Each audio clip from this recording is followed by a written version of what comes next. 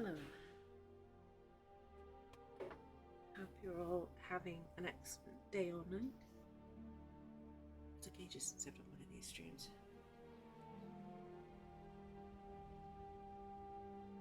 Just gonna move the camera a little bit so you all can see what I'm doing. Hopefully that's alright. Yeah, that's fine. Cool. So just a little one-off piece today. It's just a little bit of chaos. So I'm gonna see how we go. I'm gonna get as much of this done as possible. I think I should be able to finish this in time. But it might spill over to next week. We'll see.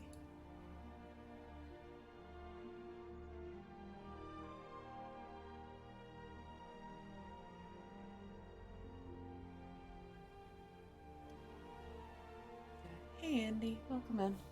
How's it going?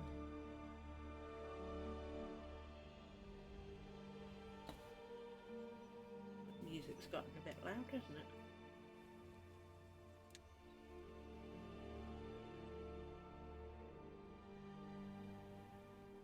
There we go. That's better.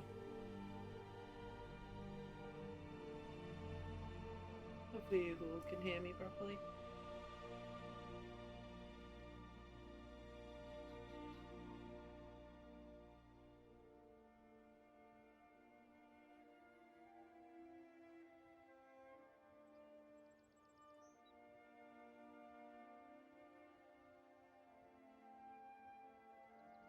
Alright.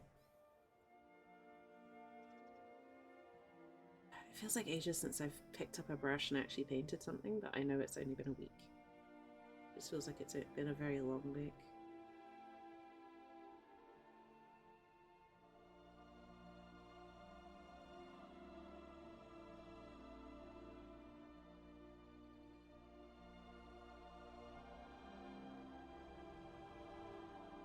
Funny how time goes sometimes, doesn't it? BC, hi, welcome in. I'm doing well, thank you. How's it about yourself? I'm glad you can hear me fine. My sound has still not had a proper. I've not had a proper chance to check my sound since I got the new PC, so I'm still kind of, sort of, making it up as I go along, basically.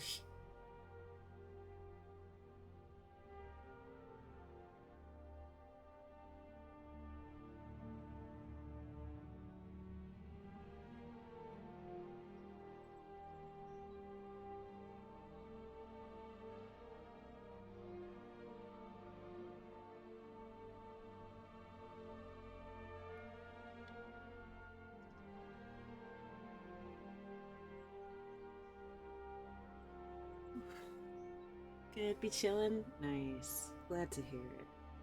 I'm glad you're chillin'. Taking care of yourself, all the usual good things.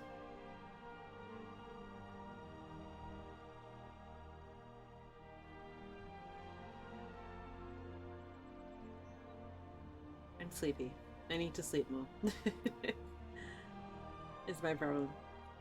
But, let's face it, that's not exactly unusual, is it?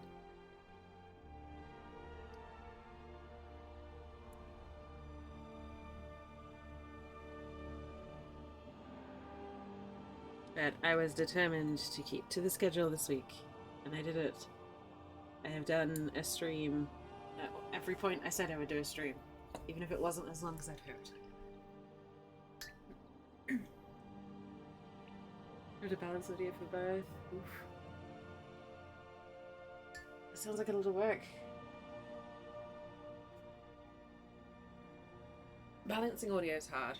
The thing is, my mic has got a lot of built-in audio stuff as well, so I need to set my mic up properly. Then I need to go back into Discord and OBS and all that stuff, and then set it up again in there. And honestly, I need like 2 hours or so to sit down, play with all of the settings, make sure that they're okay, and like, you know, record myself and hear myself back and all that sort of stuff is such a hassle. I'm just sat here like, please stop. I don't want to do the hassle today.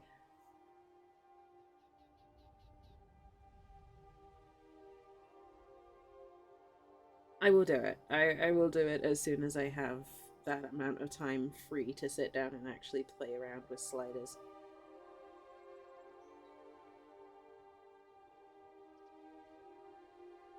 But currently I do not, because I have a diploma that is needing to be completed, and a full-time job, and streaming, and everything else, and I just simply do not have time right now.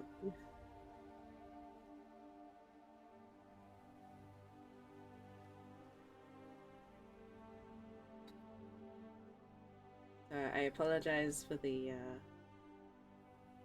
less than perfect audio quality.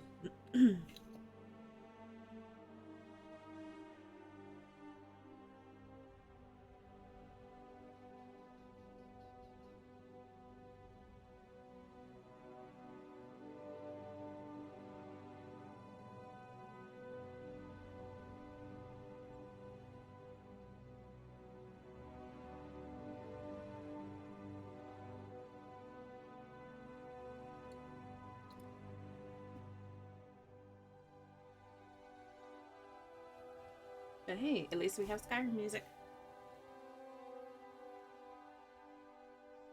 It ain't a stream if it's a little scuffed, right? This is why people watch live over recorded stuff. Live's always a little scuffed. This is not Darktide, right? Turns out magic. There is more to life than Darktide. Which sounds like heresy. I'm not sure how I feel about it. But I heard that there was this cool thing called other stuff, so I decided to try it out. How's it going, Magic?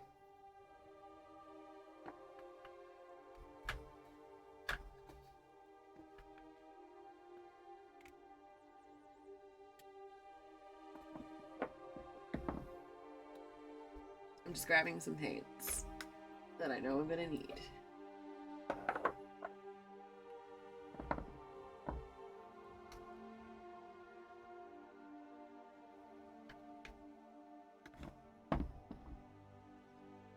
Okay. Are you annoyed? Oh no, I'm sorry to hear that. I'm sorry that you've been hit with some crashes. I've been quite lucky. I only really seem to get crashes if I've been streaming, ironically, because I think I get crashes when I stream because of OBS taking the extra strain on my system.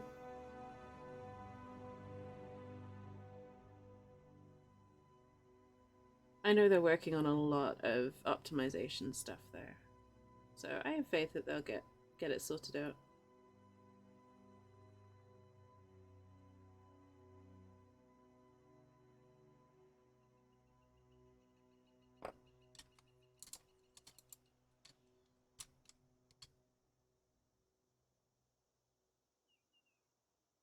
There we go. That's better. That's going on as it should now.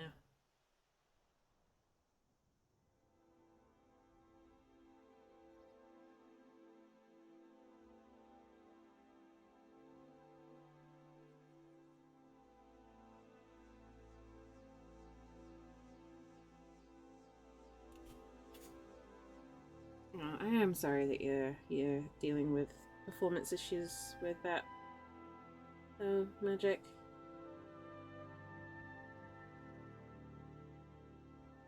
I hope you work out what's causing it.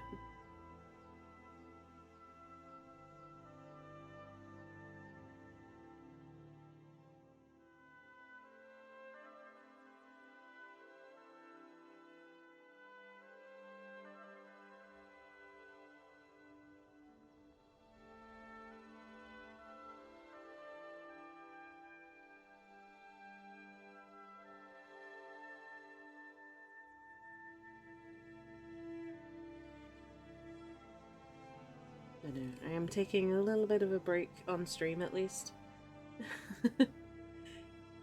You know, trying to make sure I still stick to the variety streamer part of my my branding.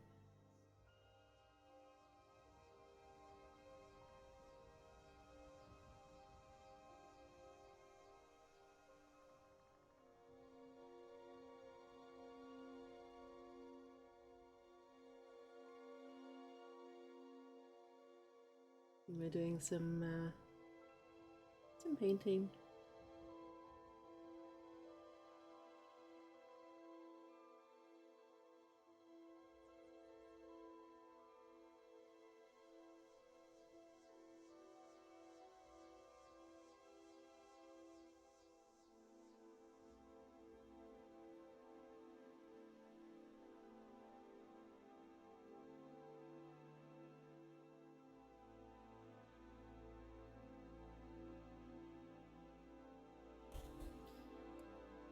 Very back blue green?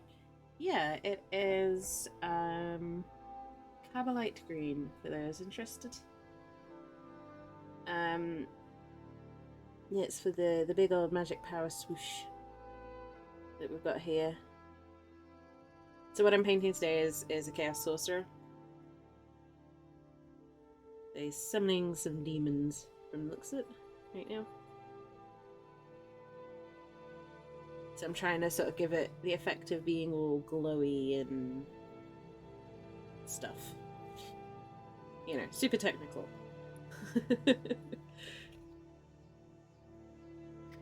How am I today? I'm alright, thank you. I am alright, thank you, Lee. I appreciate you asking. I hope you're well.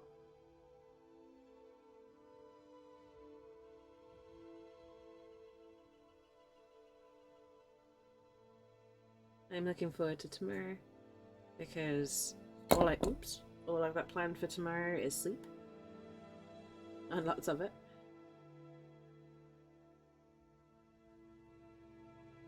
Just had a busy few days, so and I'd really like some time to just have a bit of a lie-in.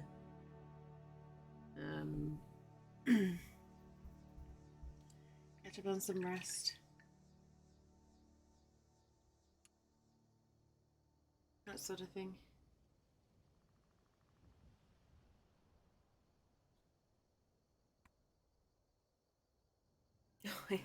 You have already done far too much magic. I see you over there. Plotting your shenanigans.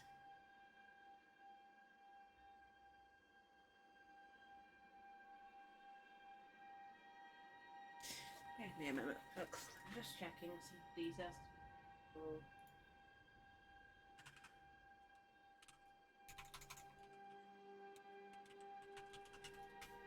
Just getting a reference picture up. So I've got a bit of a better idea of how to paint this guy.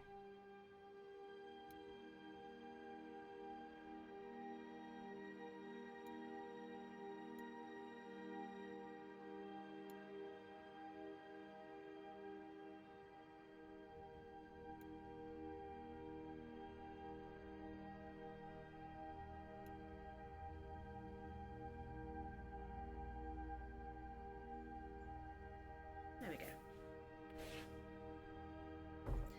Now I have a better idea of the colours I need.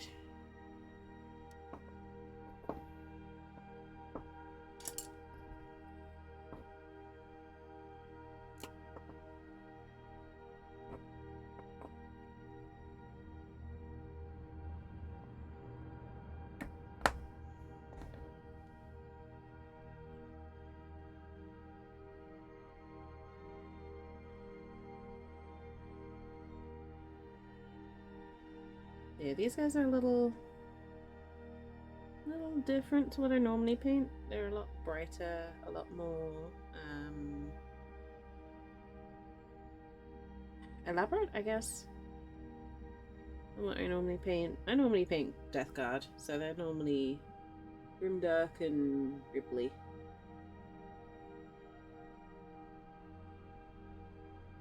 These guys like to show off a little bit more.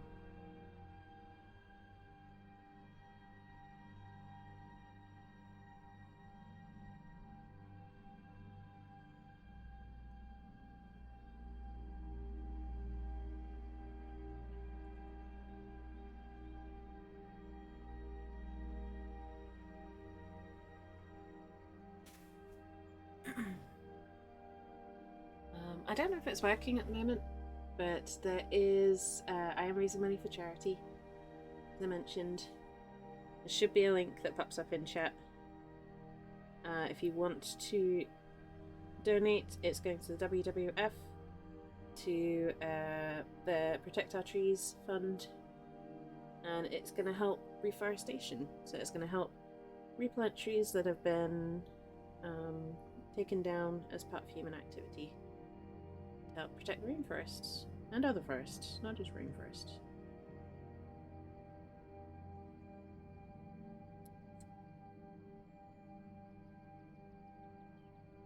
So that's pretty cool. I like trees, I like plants, I like forests, I like the WWF. So I signed up to help. I will be raising money throughout December, so apologies if you get sick of me talking about it. But also, no worries if you can't donate. It is completely optional. Please only give what you can.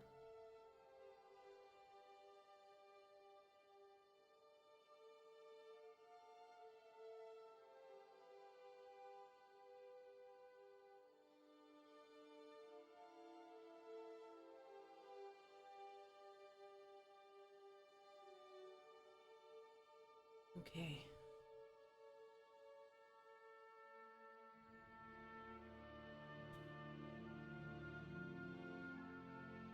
But now we paint.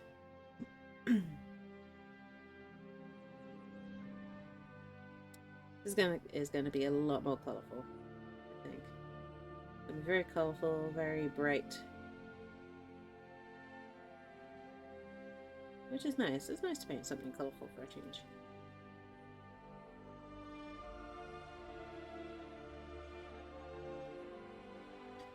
And we got some gorgeous music courtesy of the Skyrim soundtrack today, which hopefully is not drowning out my voice.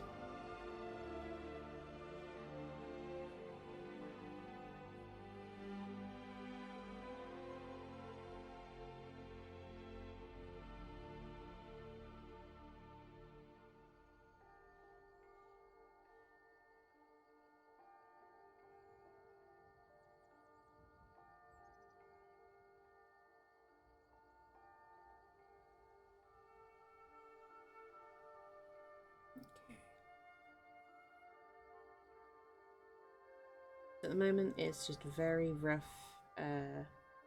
paintwork, just kind of marking out the different areas. Oops.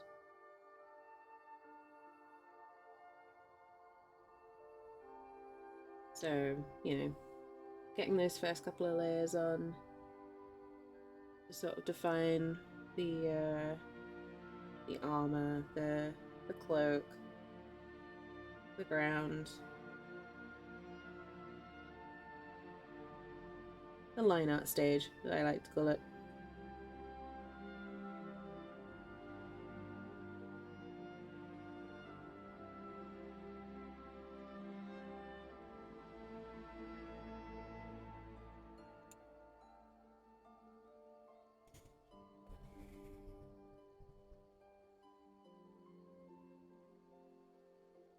Alrighty. So I'm going with kind of classic Thousand Suns colours.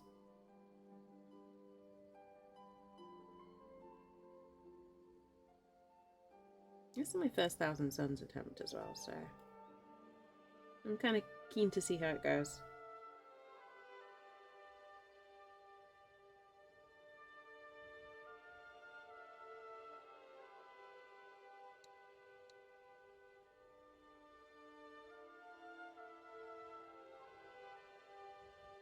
This model was actually given to me fully assembled, so I can't accommodate my paintbrush too well in certain areas. Kind of have to just do the best I can with it.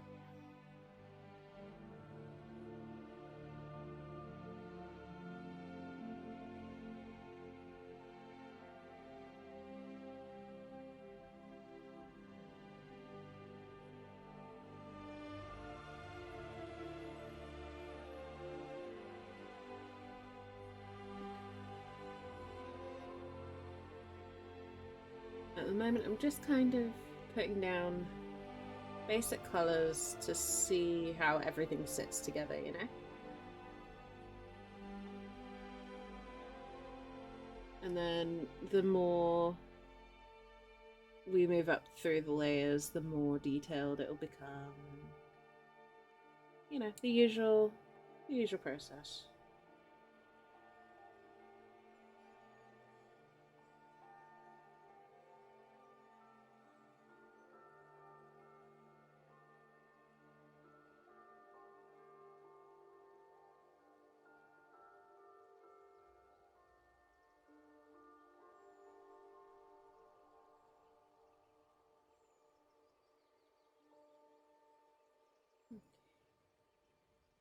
May as well just do this.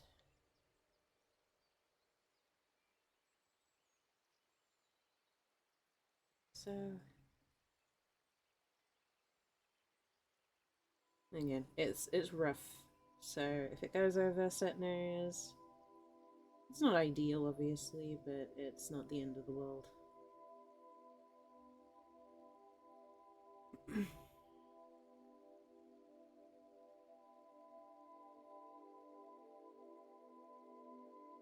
Not gonna do that one.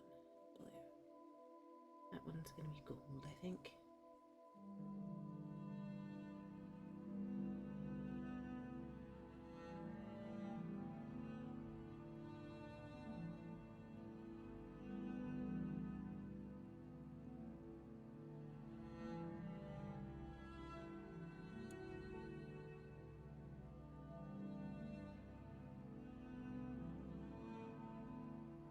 Okay. Does anyone have any exciting plans for the next week ahead? Anything we're looking forward to? Even if it's just chilling with some friends.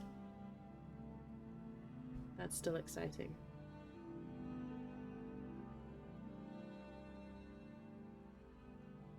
I hope you've all got something to look forward to next week.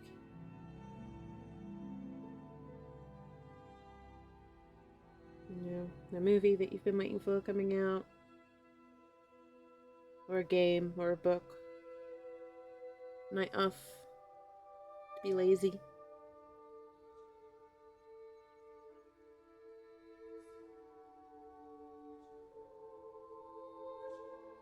Your favourite bit in the game that you're playing coming up. Something like that.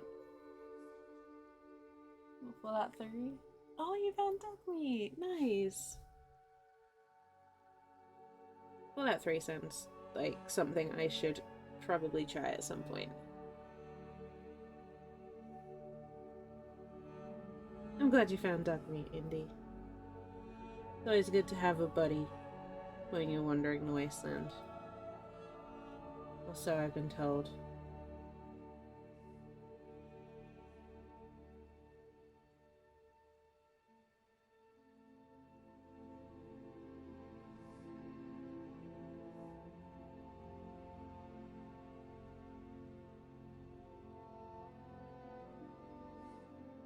I'm a little bit sad because I go back to work next week. I'll be back on my day job.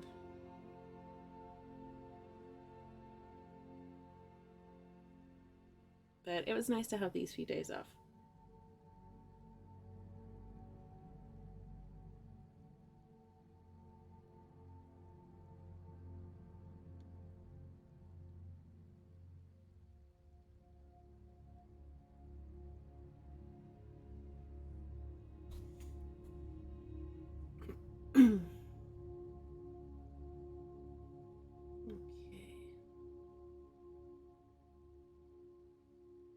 My plan for today, after this, is to do a little bit of tidying around the house. Get some stuff sorted out. Bit of laundry, you know, the usual housework type situation. Do a bit of cooking. And then sit and relax with a movie with my partner in the evening.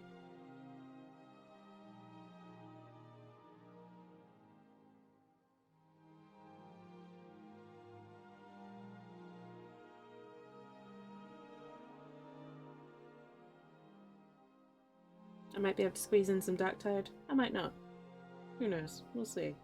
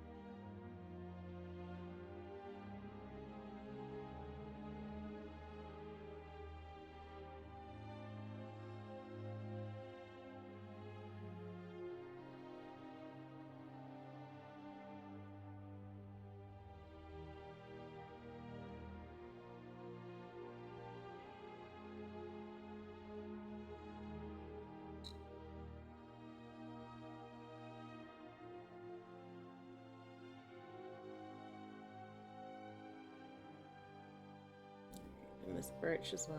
Need some blue.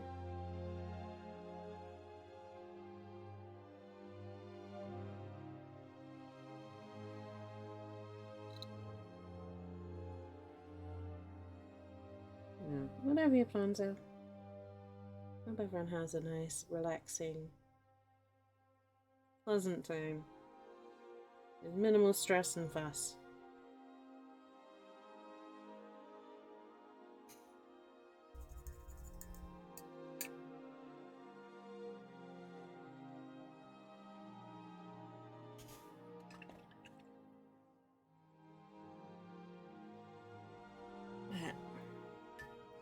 I've got 2 more weeks in work and then I'm off for my annual complete break from content.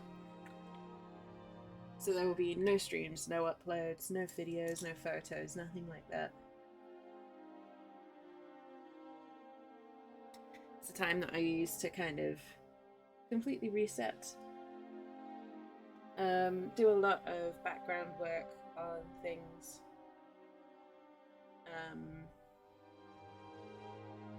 I'll probably be working on my side project a lot in that time, because that's when I'll have the most time, so I'll be queuing up probably about a month's worth of content on that.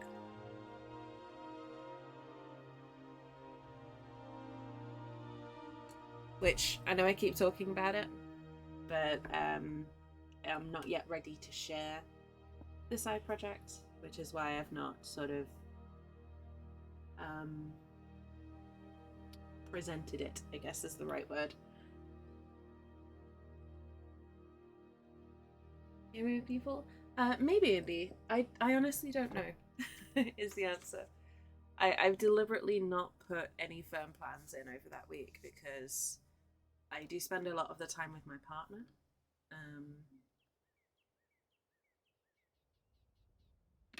Because it's also our anniversary around that time.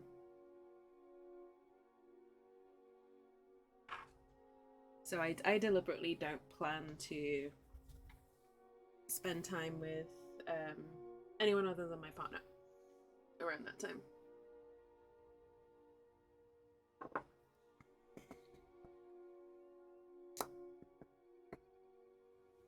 As you know, anniversary time, and it's a big one this year. 10 years, so yeah. I don't know yet is the short answer.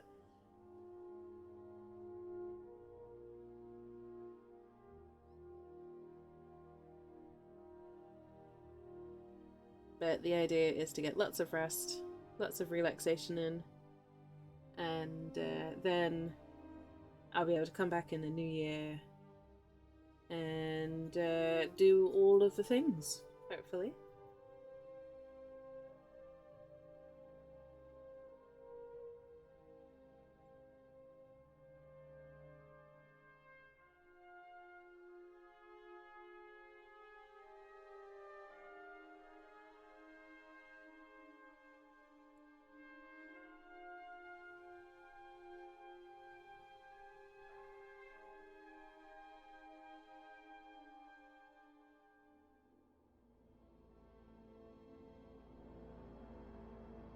Oh my goodness. Keep dropping it because I don't want to put too much pressure on the wrong section.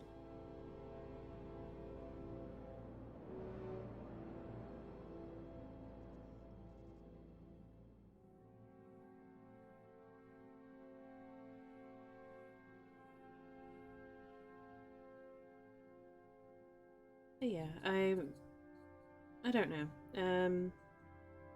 This time of year is usually my focus is usually myself and my partner. Just because, like I said, our anniversary. We're not married, but we've been together a very long time. So important for us.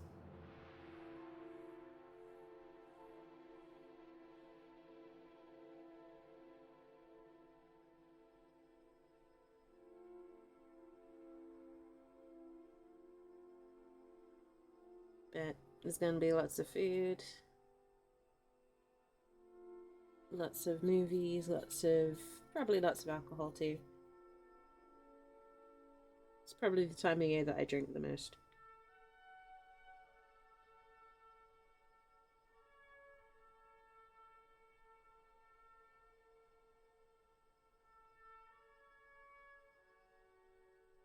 But there's 2 weeks before I take that break. So I'll be around for those 2 weeks. They'll probably be dark tide. I got some special models to paint on stream to celebrate the season.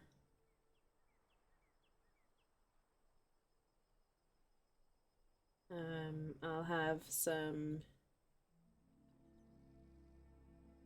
maybe some charity streams, like special charity streams. I don't know yet.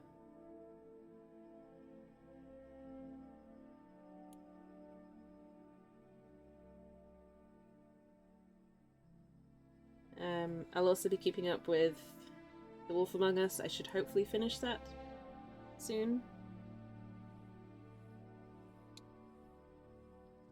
On YouTube.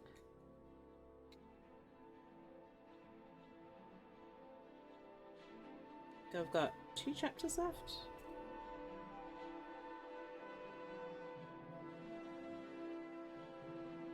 And then I'll probably start the new game in the new year over on YouTube.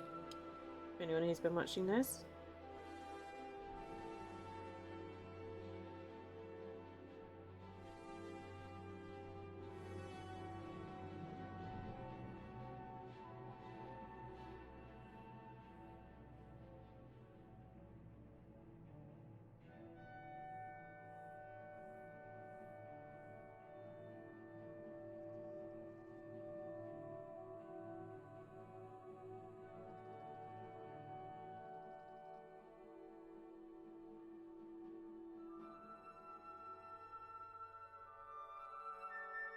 Alrighty.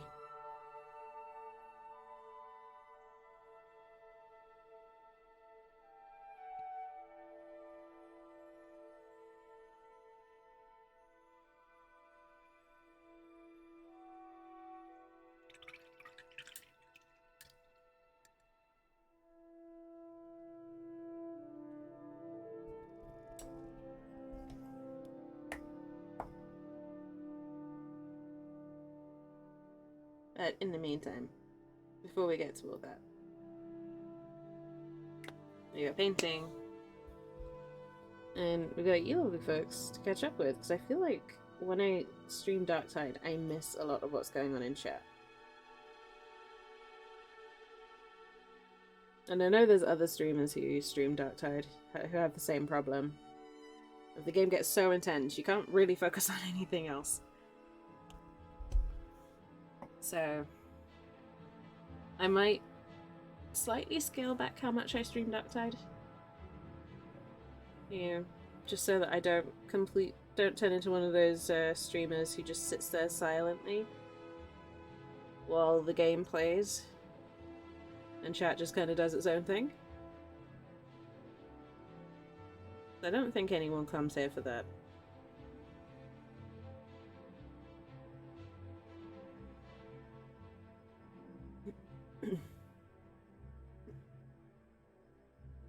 So probably mix in some other games.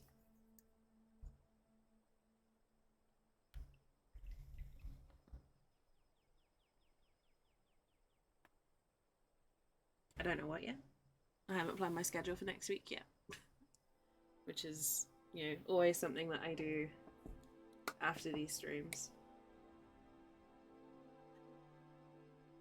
But I'll have a look and see.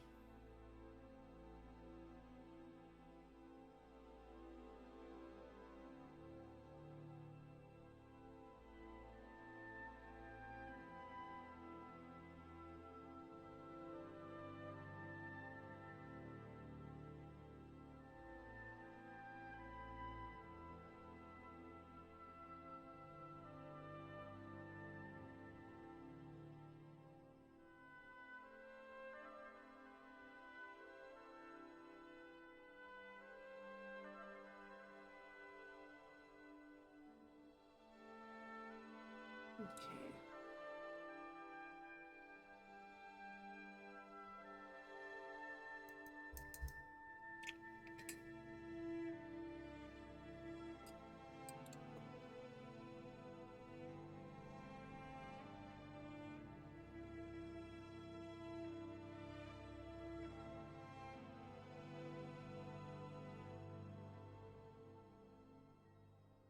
So one of the things I'm kind of excited on trying out on this model is green flames for the first time. I don't believe I've actually ever done green fire before. This guy has two little braziers on his back that spew out fire. Magical fire. And since I've picked green for the magic effects on this model, green fire it is.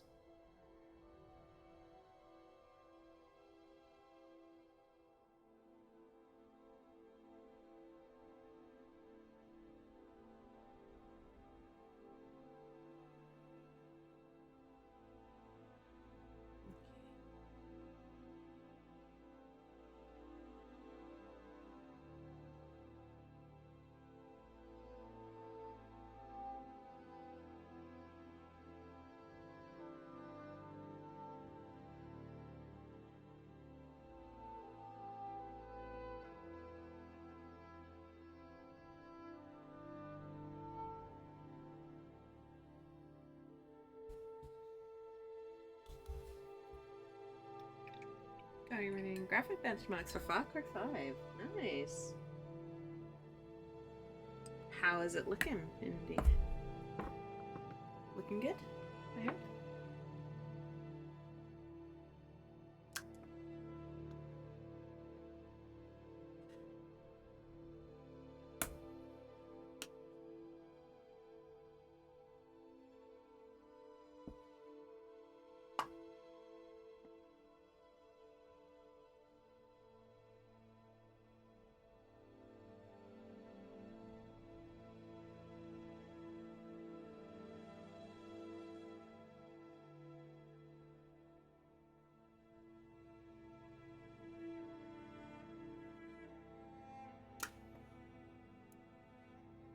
I haven't got the Far Cry series, but I'd like to do more.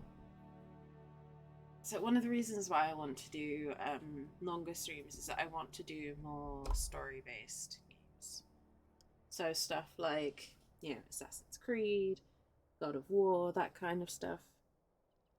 Yeah, that's a bit more involved, a bit more... requires a bit more of a time investment to get the reward. Currently, with my current streaming schedule, I can't really do that.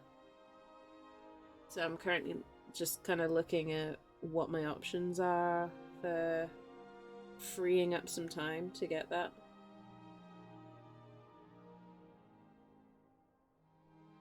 That's something I'm hoping to do more of in the new year.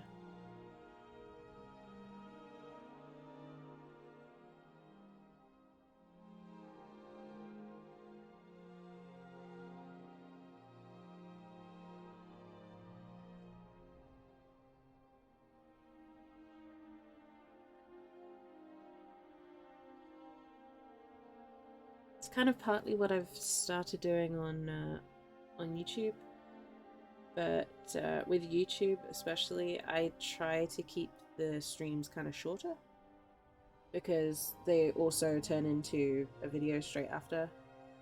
No one wants to sit through a 4-hour YouTube video of someone they don't really know playing games. Like, from what I understand, people just don't do that on YouTube. So I try and keep those streams a bit shorter.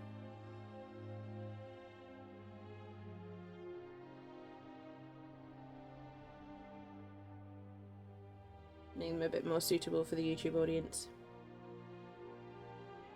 Which means obviously I can't sit down and play, you know, 3 hours of a specific game without then having to invest time in cutting down the VOD and all that sort of thing, and kind of defeating the purpose of why I do the YouTube streams the way that I do.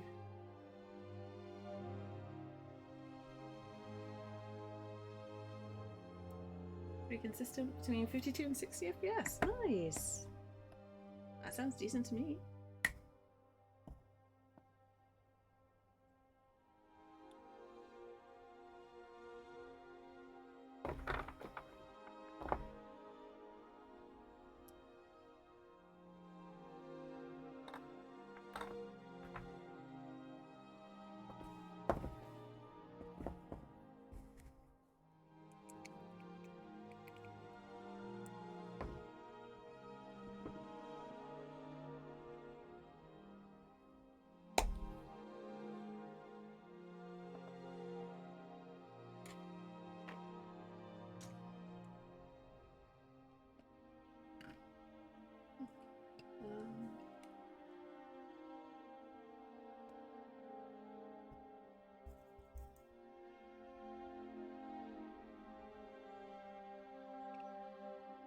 Let's see if I can get this blue out of this brush.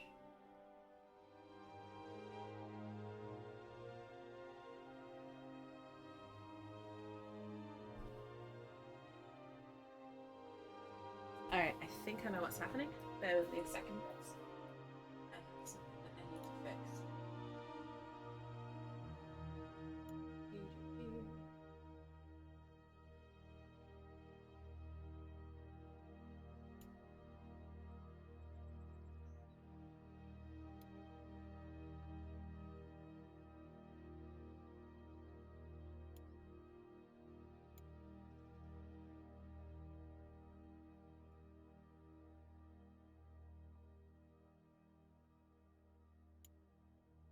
There we go. Should have fixed the timers a little bit. The dark type one wasn't set up properly. My apologies. It was firing off way too frequently.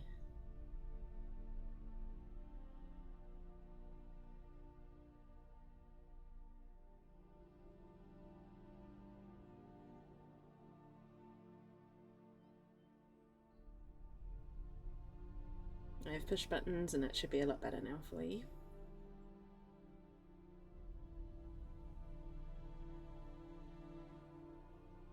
But that's the sort of thing that I need the week off to look at and fix.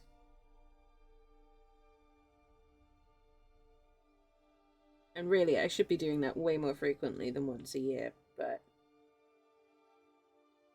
there's only so much time in the world, and I do obviously only have 24 hours in a day.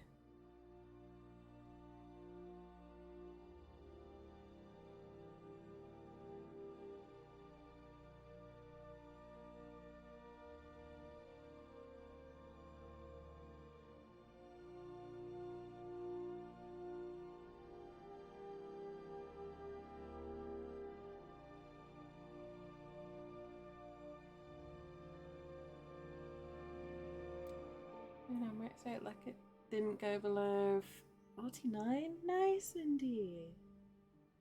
That is awesome to hear. So you're gonna be playing some pretty Far Cry soon.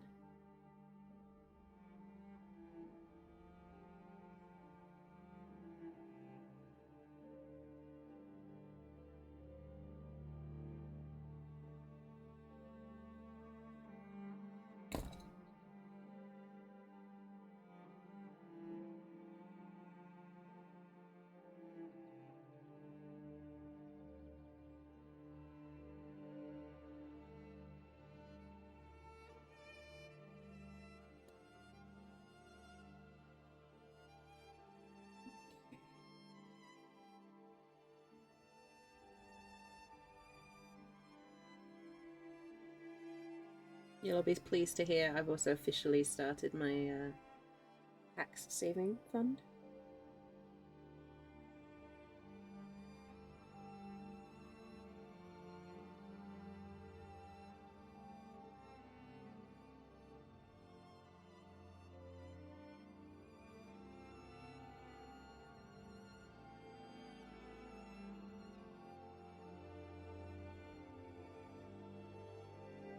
I'm officially saving to go to Australia, so any money that I generate from any income that I generate from stream that obviously isn't for charity is going straight into that fund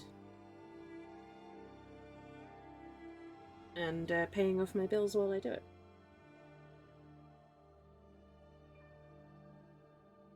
So on a regular non-charity stream, any stream income will go first towards my day-to-day bills, because that's where it normally goes, and then into the PAX fund for helping get me to Australia. See all my wonderful friends who I haven't seen in way too friggin' long. Because they live on the wrong side of the bloody planet.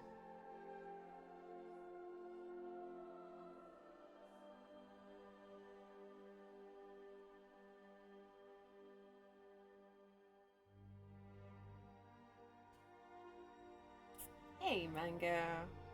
Welcome in. How's it going? How's your day?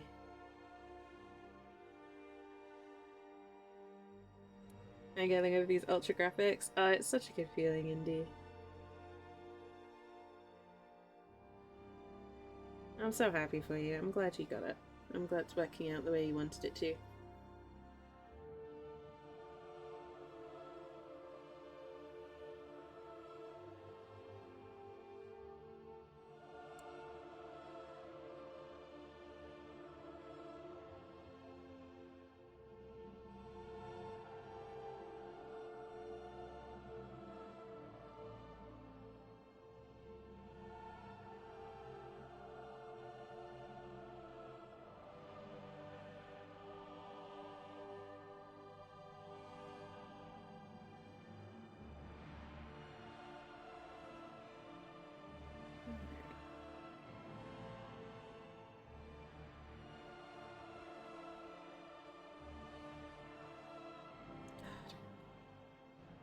I might replay Skyrim on stream at some stage.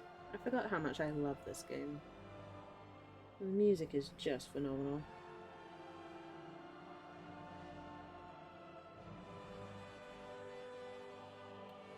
So I got to see Spec Cat for like half an hour. That sounds like a good start to the day. Like, that sounds great. That sounds like the exact kind of start to the day that you should be having.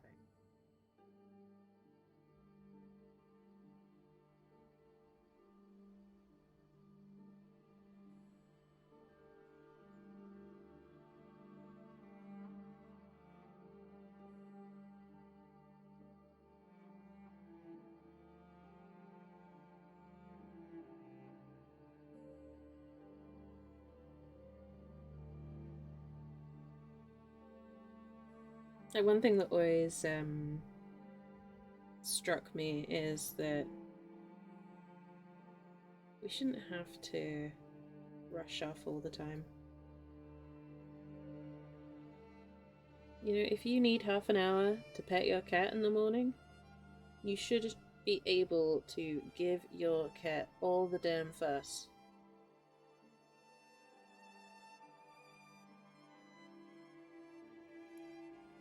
I don't know. I've been reading a lot of stuff on people who've quit the 9 to 5, and I envy them. And a lot of them talk about how, they were able to slow down enough to really appreciate having, their pets or people in their life, or being able to do things like first thing in the morning, wake up, you know, sit outside and take your time with your breakfast. Not rush it. Not just, shovel it in your mouth as you grab your coat running to get into the commute, but just enjoy it. Appreciate the food that you have worked to provide for yourself. And it's just little things like that, and it annoys me that so much of my life, but also everyone's life, is focused around just sheer survival. We gotta work so that we can pay the bills, so that we can work a lot of the time. And other people are better off. Some are better off than others, but it annoys me. I don't like the concept of living paycheck to paycheck. Paycheck to paycheck. I don't like the experience of it either. I'm trying to change it. I'm actively working on changing it in my own life, but it still bothers me.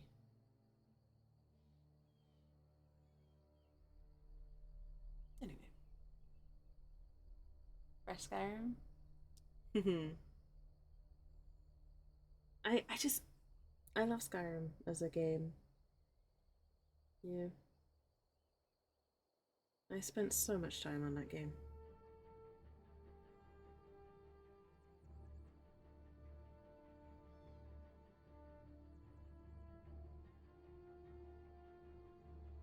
I'm tempted to revisit it as a project for the new year. Like, I mean, do a proper big, complete Skyrim playthrough at some stage.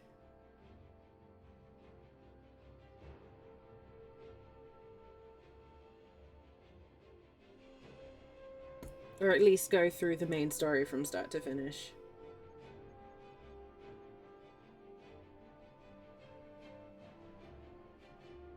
Maybe that's something I'll do on YouTube.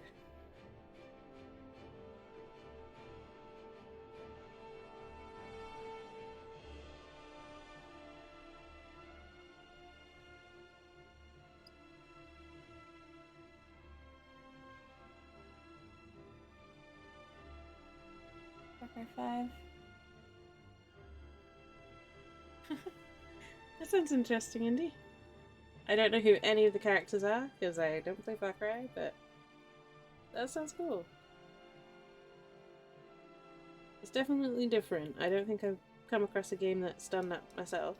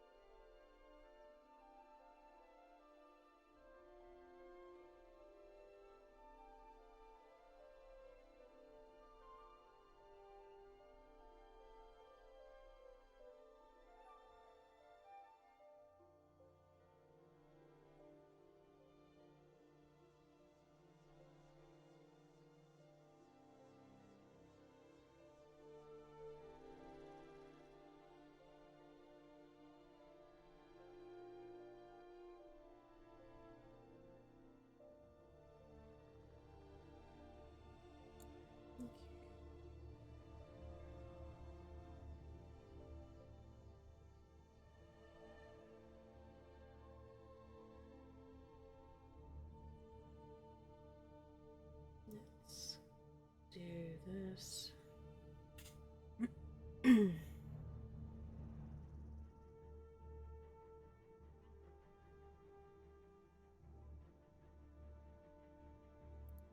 So at the moment, I'm working on getting all of these gold trims put in. It's probably the most fiddly part of the actual model. Just doing all of the outlining for the gold.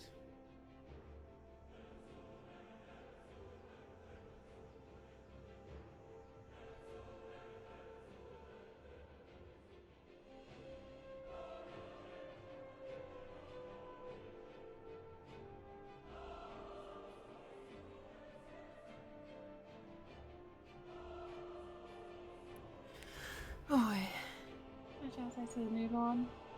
Aww. That's cute, Indy.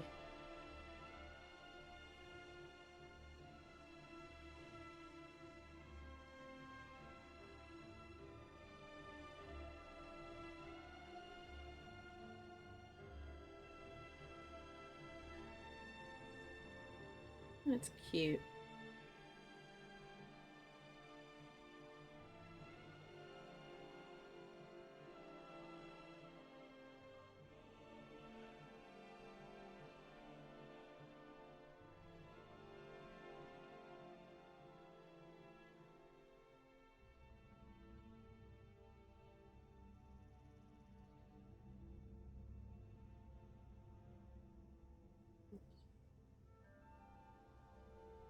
More gold.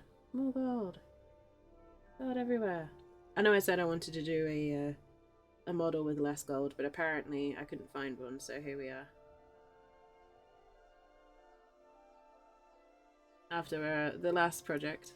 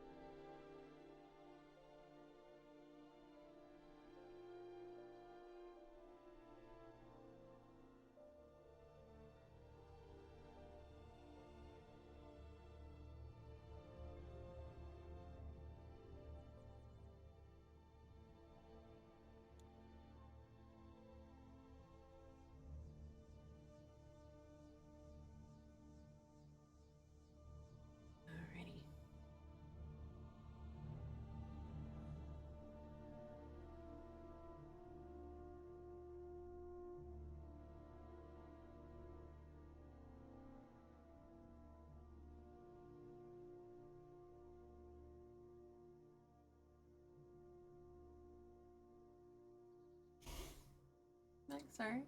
No, that's alright, Magic. I hope you travelled safely and had some tasty, tasty nums. What did you have for food?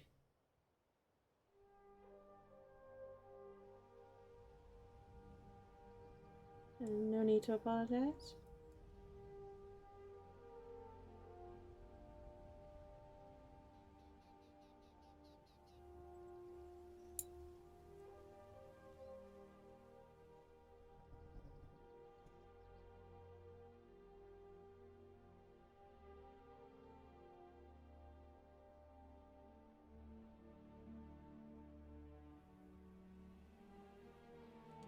Alright.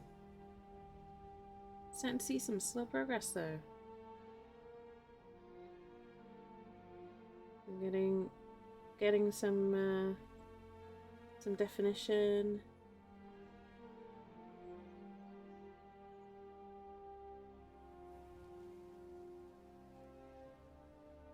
The trim is actually looking like it should. Rice and shrimp. Nice. Thank you. Oh, thank you for the kind words at the painting. I appreciate it. Favorite moments in games? Ooh, I've got a few. I think one of the ones that will always strike me as particularly powerful surprising no one, is the moment with Illidan fighting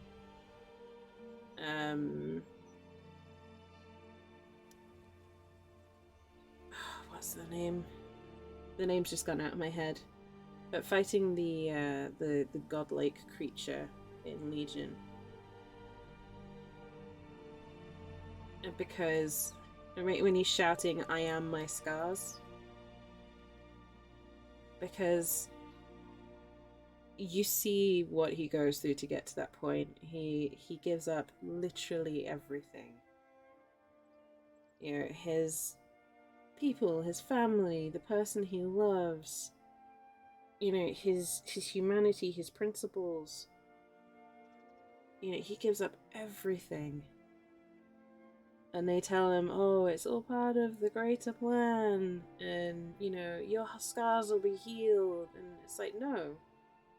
It's that acknowledgement that what the experiences you go through, the experiences that scar you, they are still part of your makeup, and you can be scarred, you can be wounded and healed, and still be perfectly fine. And it's that sentiment that always got to me at that moment.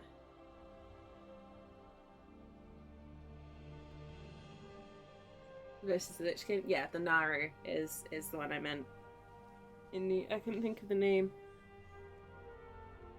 But it's that whole scene with Illidan and the Naru, where the Naru is basically trying to tell him to come over to the light side because you're the chosen one and you're meant to do all of this. You strayed from your path, blah blah blah. And he's like, no. He basically rejects. To put it in a sort of possibly slightly sacrilegious analogy, but Illidan was basically Jesus. You know, Illidan was the chosen child of the gods, and the gods turned around to him and went, "Hey, you're our chosen person," and he turned around and went, "No, because I have suffered and I am scarred, but where you see scars and flaws, I see strength. The scars are part of me, and if you can't accept the scars, you can't accept anything." And for someone who's been through a lot, it's a very, very powerful moment. And it's the defiance as well. And the strength of conviction to turn down the gods themselves for the path that you believe is right.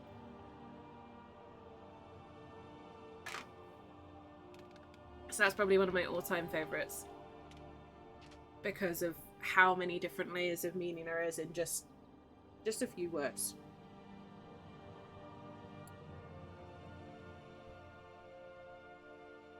And I think also because you go through that journey with Illidan. Throughout all the expansions, throughout all of the things, you go through that journey. And seeing his redemption, and seeing him, you know, seeing basically the world come crawling to him for help, and him sort of going, I'm helping, but on my own terms. Even after all of that. And then at the very end, he gives it all up. He even gives up his own planet to save them. It's just, I don't know,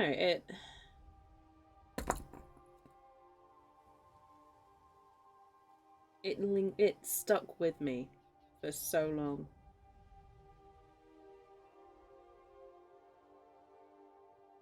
There are other moments too that I love, but that's probably the one that always springs to mind as my sort of most powerful one.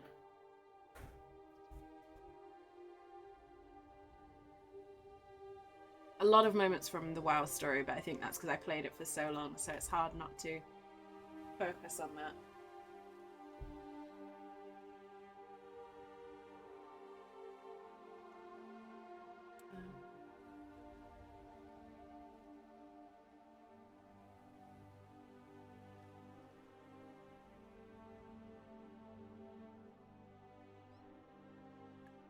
Yeah, that was probably the one. There are a lot of more sort of silly, humorous kind of moments. Like, what happens if you decide not to kill the one who waits in the Cult of Lamb? Or Cult of the Lamb, even.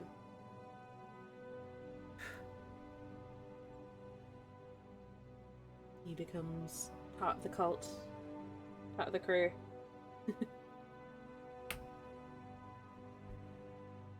But just for sheer raw power, he can't be Illidan in my book.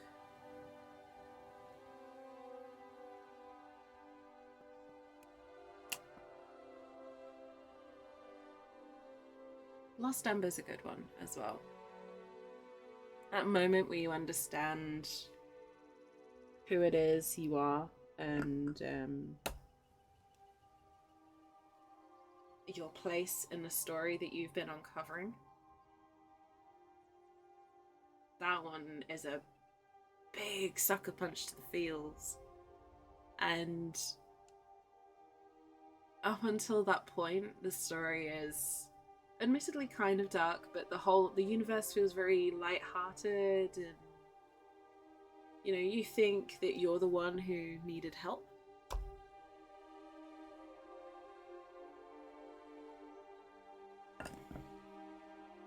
So having it flipped on its head a little bit, and sort of having the whole reveal there, that's a pretty powerful moment.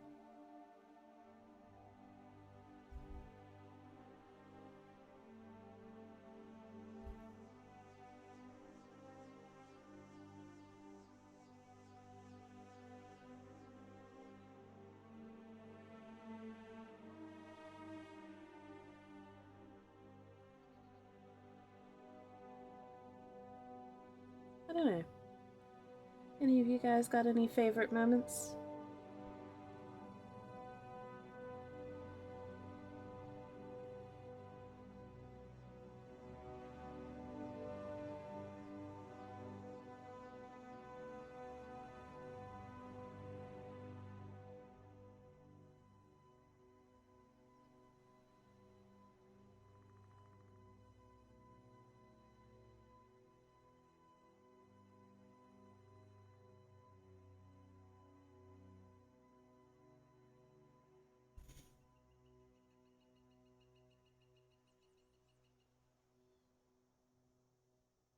I will say the opening cinematic to Dark Tide got me as well.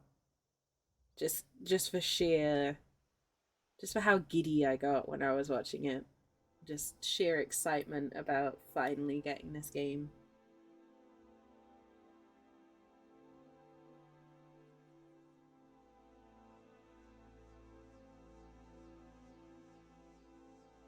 You're finally seeing the adaptation of 40k that I wanted in gaming.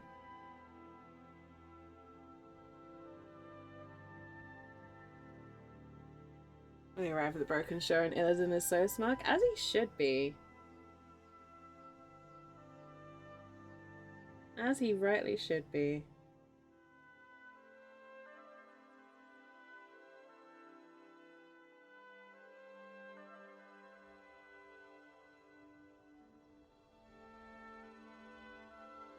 Illidan is Warcraft's heretic. He does things by his own rules.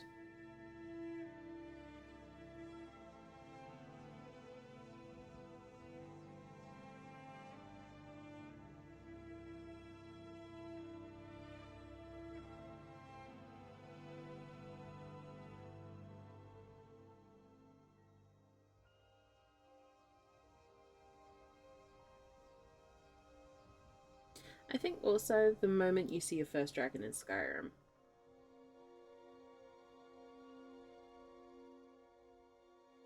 Sorry, not your first, your second. So when you leave Whiterun and you see it just fly over the roofs, settle on that broken tower. When it lands with you there, and you face a dragon on the same level for the first time. I remember getting chills.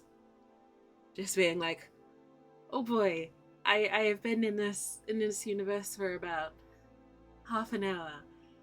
I have nothing that seems adequate for this fight.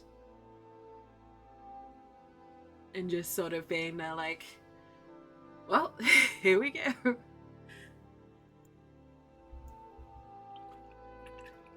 And the Dovahkiin thing kicks in. Exactly. Exactly, magic.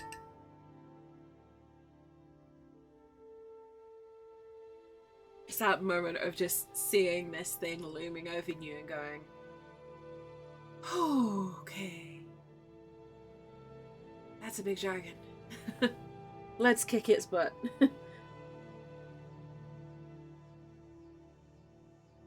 It's when you've realised quite what you've let yourself in for. And it's awesome.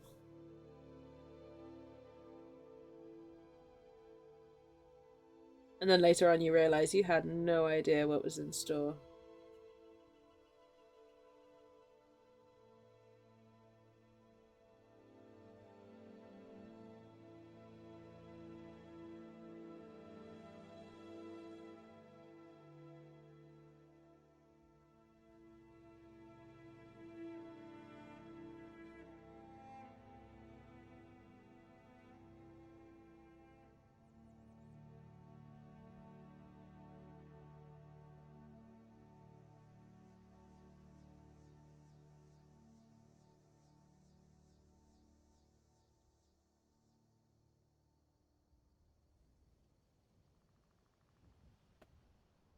I'm gonna remember if he said dragon 10 instantly spawn. Wow. What about glutton for punishment?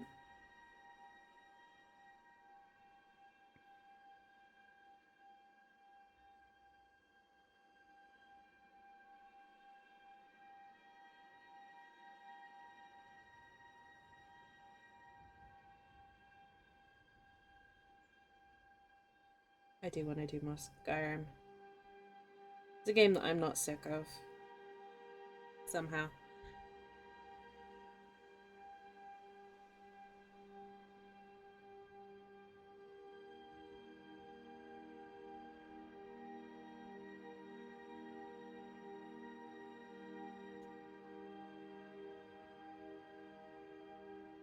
I don't feel done with Skyrim, you know? You know when you hit a point in a game where you're like, okay, I'm done. This game and I had a good run. I can't see myself picking up again. I don't think I've ever reached that point with Skyrim.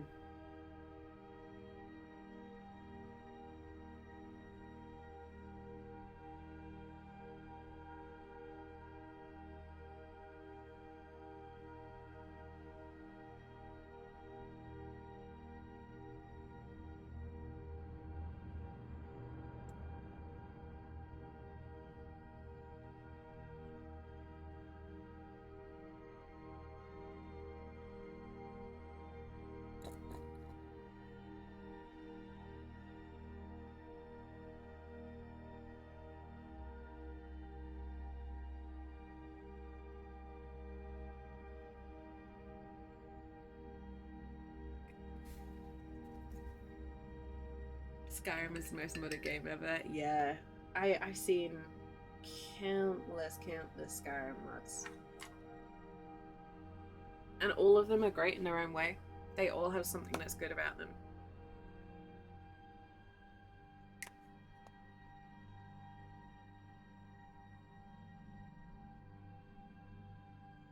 You know, even the just downright ridiculous mods.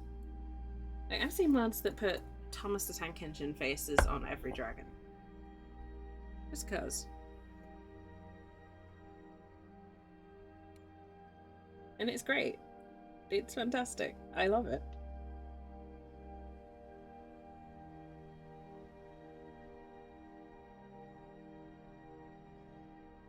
It is nightmare fuel all in its own right, and it is beautiful.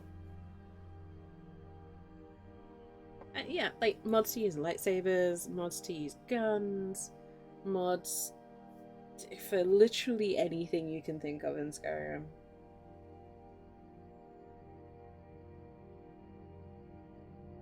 People have ironically modded that game into oblivion.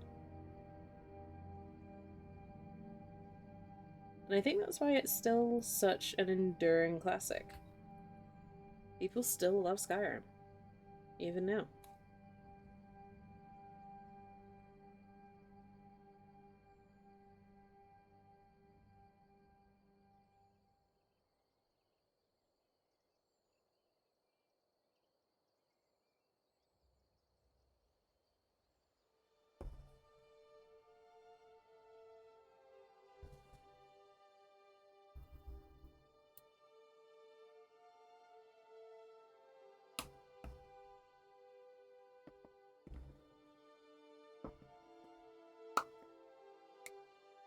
One of the best games ever. Definitely in my top 5.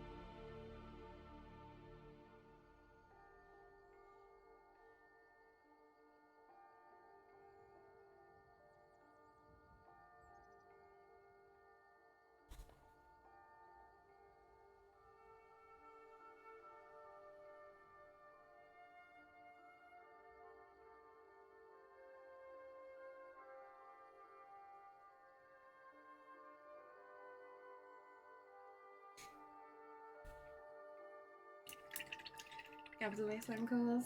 No worries, indeed. Take your time. Enjoy the lake, enjoy the wasteland. And hopefully we'll catch up again soon.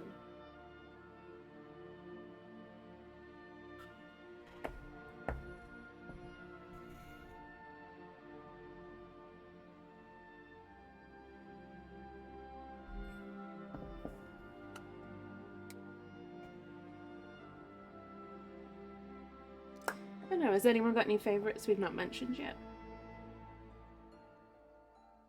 Any games or gaming moments?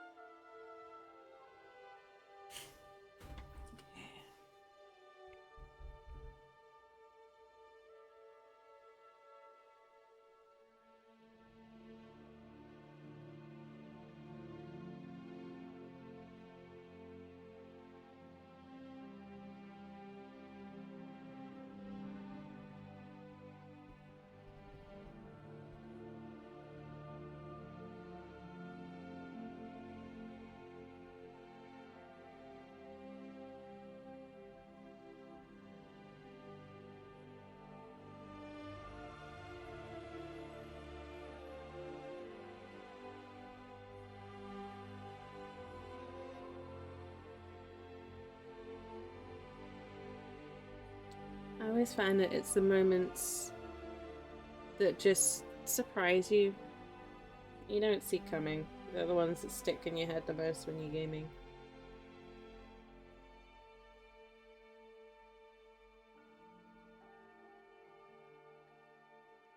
Maybe it's just me, but I like being surprised by a game.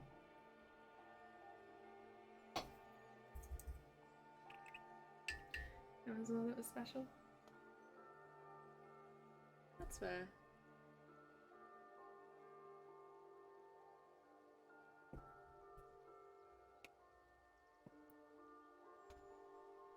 MMOs are great at creating that.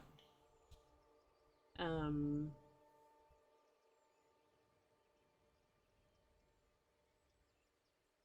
don't know, that sort of lingering kind of moments that just stick with you for so long.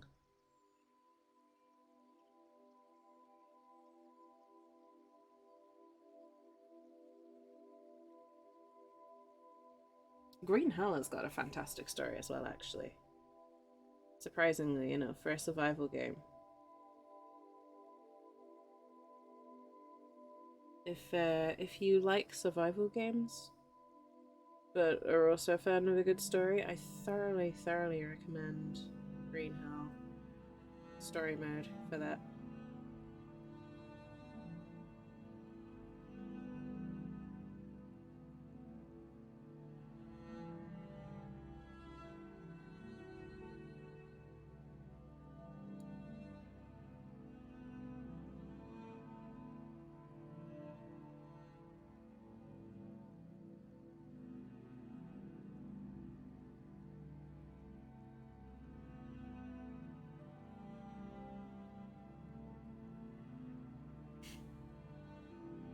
Ending of Fable 3. Aw, I'm sorry to hear that, Indy.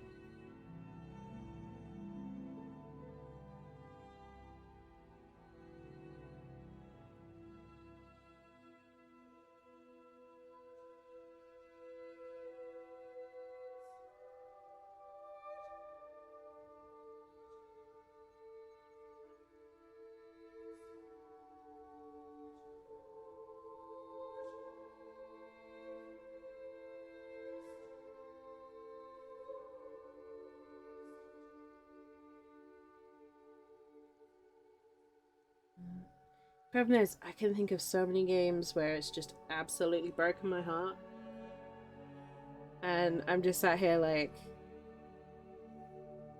God, I can't even begin to start listing them.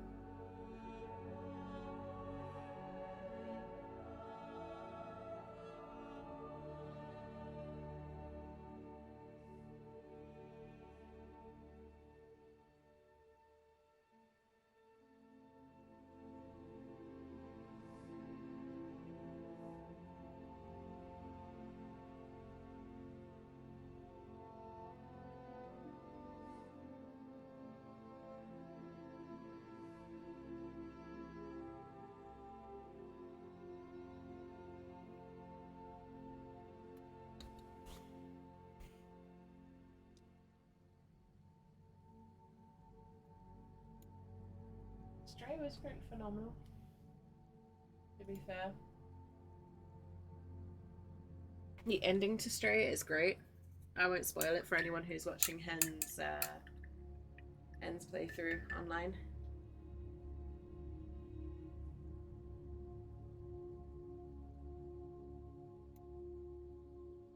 And I think one that will always be a big part of, you know, excuse me, a big part of me is Mass Effect. So many moments in that are just incredible.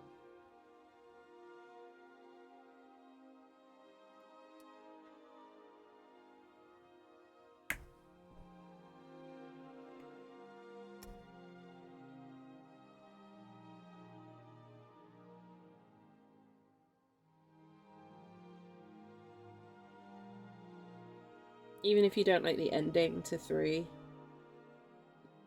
it's hard to deny that the entire Mass Effect series has some absolutely incredible moments.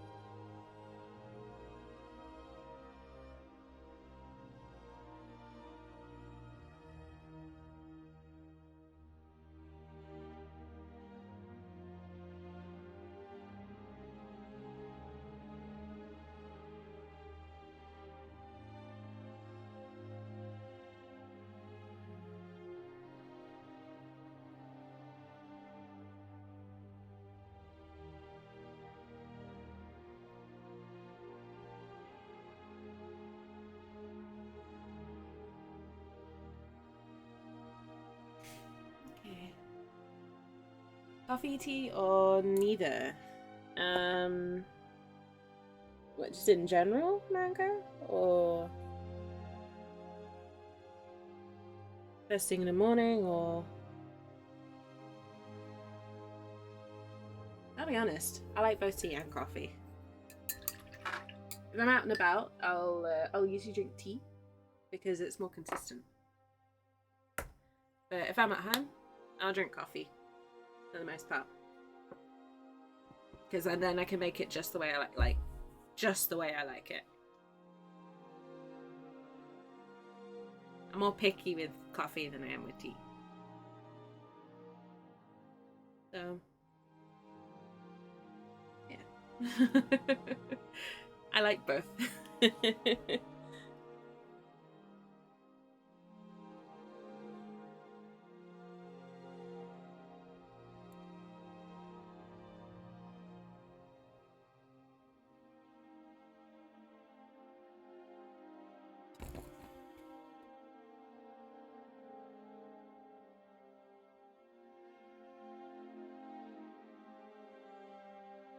Second for cappuccino. Ooh, cappuccino's good.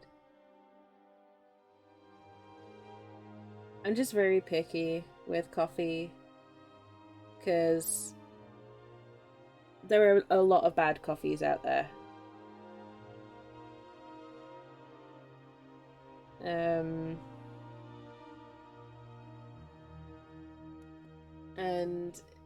it's easy to like burn the beans or overbrew it or serve it at the wrong temperature so it tastes like butt and all that kind of thing. Whereas tea is just kind of a lot more forgiving.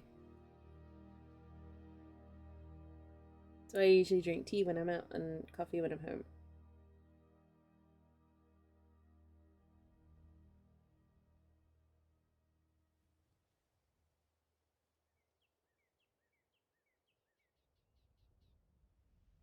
Mainly because I don't want to spend money on bad coffee.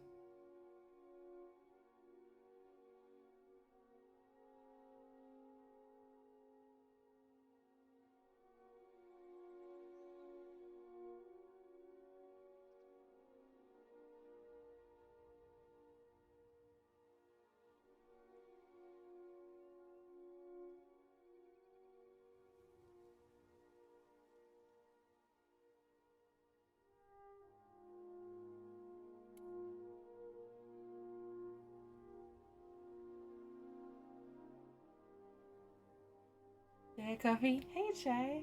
Welcome in. You did. Mango asked me which do I prefer, tea or coffee, and I like both.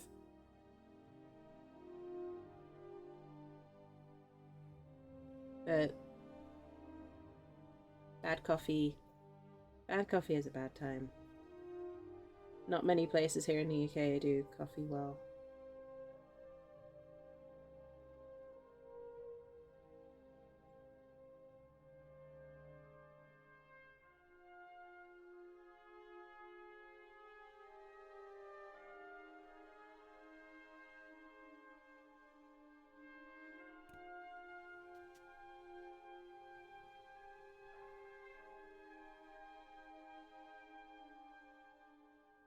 You're lucky, Chaya. Australia has such good coffee in general. Like, even your just budget, like, instant coffee is better than most of the stuff we get here.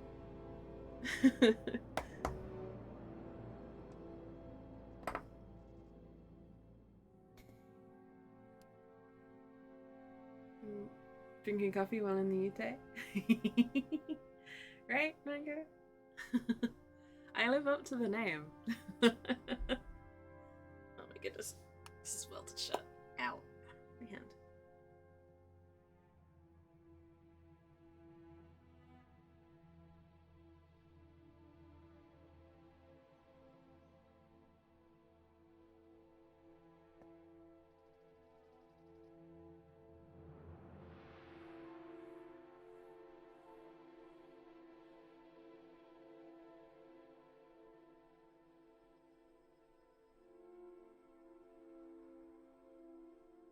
Yes, it's definitely the coffee and not anything else. This is why I'm called Heretic.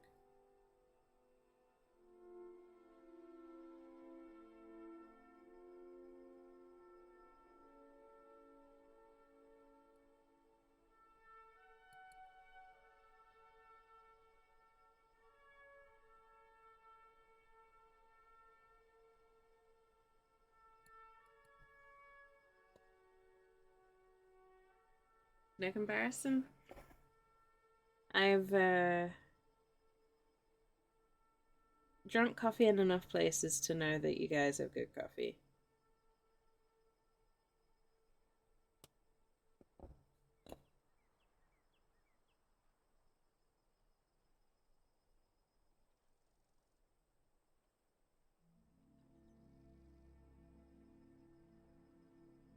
But I do like tea. I like tea was when I'm sort of winding down for a day.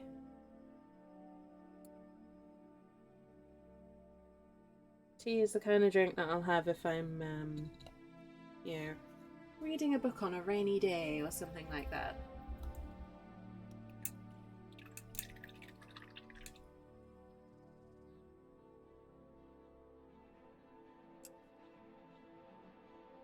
That's so cool. Thank you, Hexstrad. I appreciate it.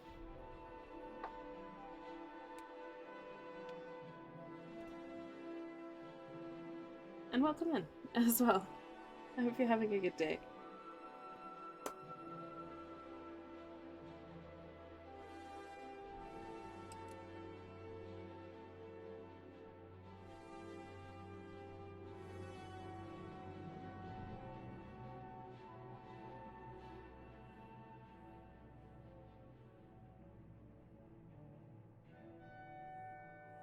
Right, now I'm going back to some of the details.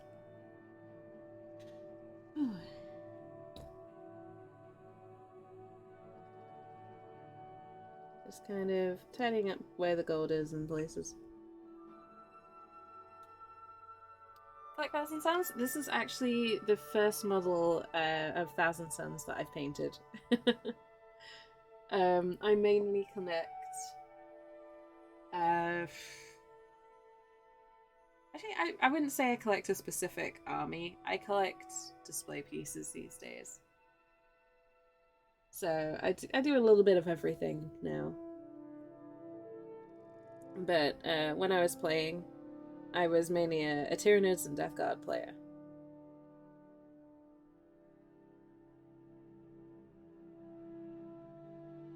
What about yourself, Hex?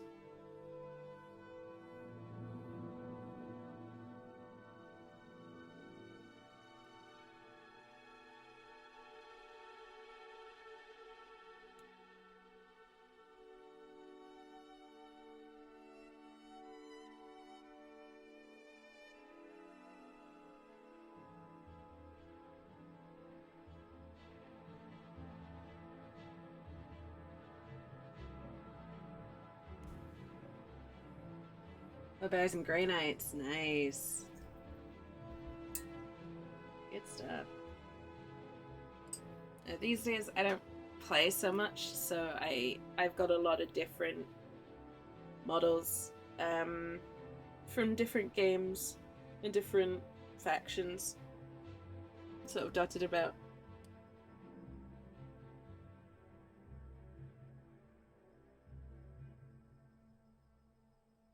But I do always love chaos, so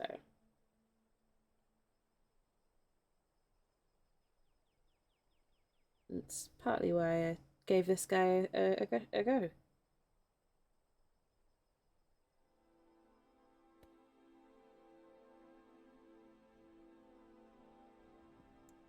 Want to learn to play tabletop? Aw, I'm sorry to hear that, Mango. I'm very lucky in where I am. There's a very big Warhammer community here. And a lot of the people that I know play Warhammer as well, so I have no shortage of people to help me learn. I just don't really have time for it these days. I don't have time for the game itself. amongst everything else that I do. So painting is the main way I stay connected with the hobby these days.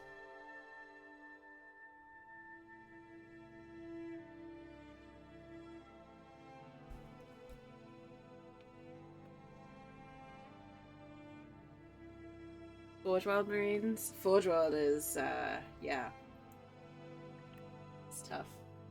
Tough to work with. I have a few Forge World bits. Not many, though.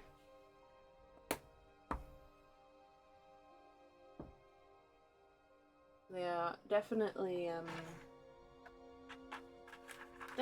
a more challenging. Ignore that. A more challenging model when you get them.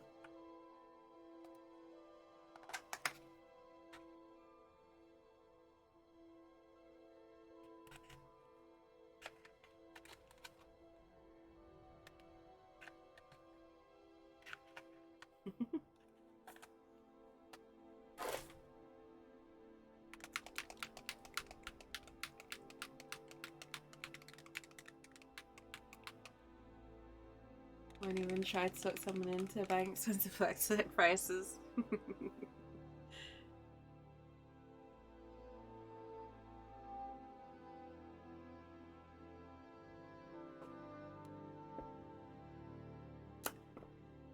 I mean, yeah, Forge World is a challenge. It's definitely definitely not for new players, I would say that.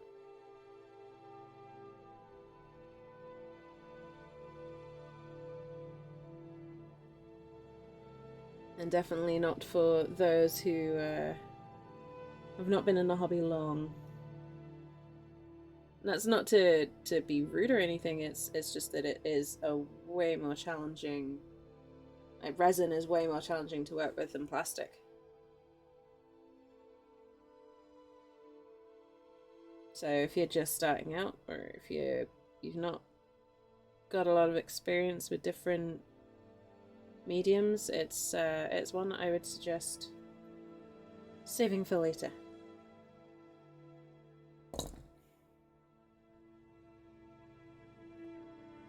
But learning with a friend is always good.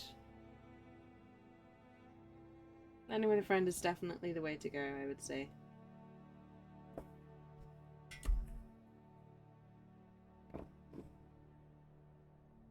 Necrons are very cool looking. I am tempted to get some to paint in the future. I'm currently working my way through all of the factions so that I can say I've painted at least one of every faction.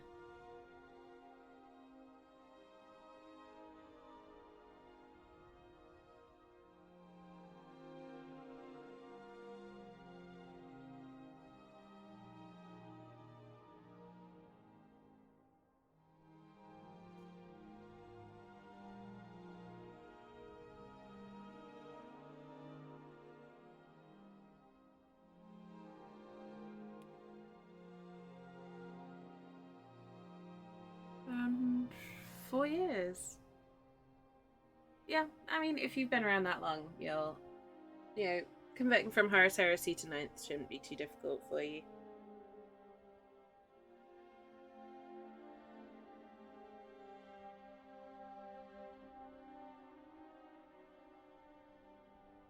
I've been in the hobby about 8 years, I think, total.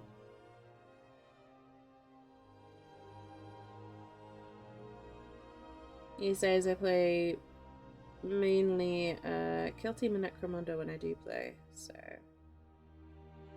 But I did play a lot of 40k when I first started.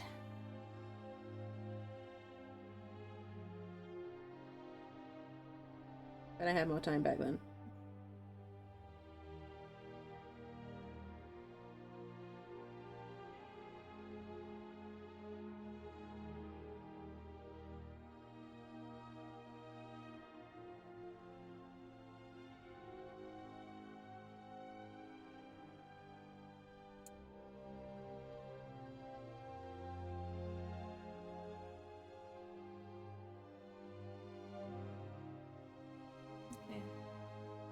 and it's a small army supposedly. I mean, like with every army, it depends on how many points you want to play at and everything else, and how, you know, what list you choose.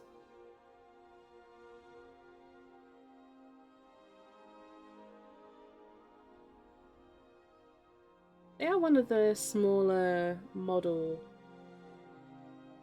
number armies, I guess. Mainly because each individual model is way more expensive in points.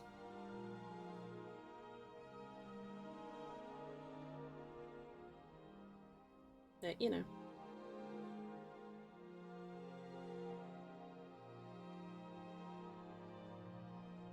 I started with Tyranids. And then moved to Death Guard because I wanted to actually win some games. So when I started, Tyranids were not good at all. They were the weakest army in the game at that point.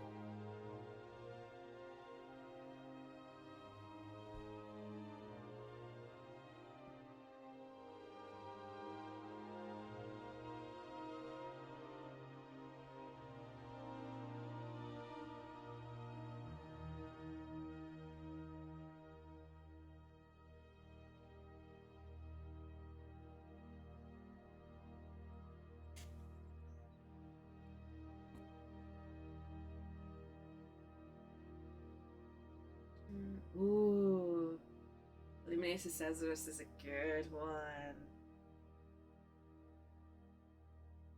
Very nice, Nico.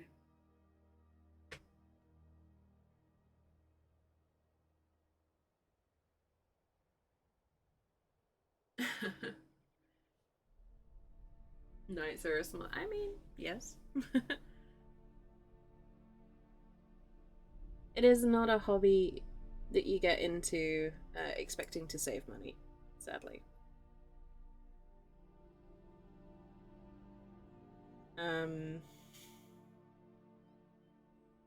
It is an expensive hobby, but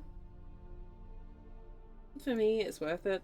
I love painting minis.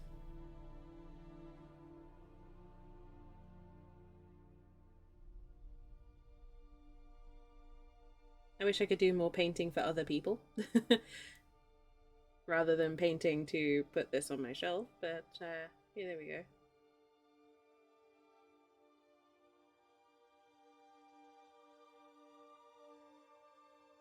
At some stage, I'm going to open a store where I can just park these online and people can just buy them as and when they want them, but I need to actually get around to doing it.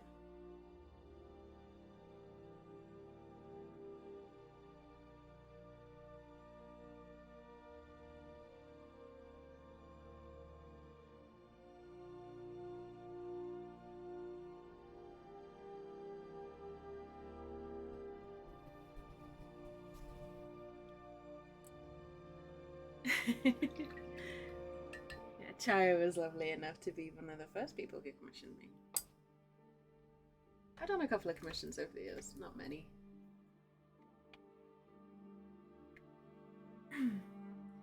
Getting a 3D printer, that's one thing. That's one thing I've been considering, but I think if I got a 3D printer, my collection of models would get even more out of hand. I've got too many models as it is. Plus my partner has one. So I think it'd be silly for me to get rid of two.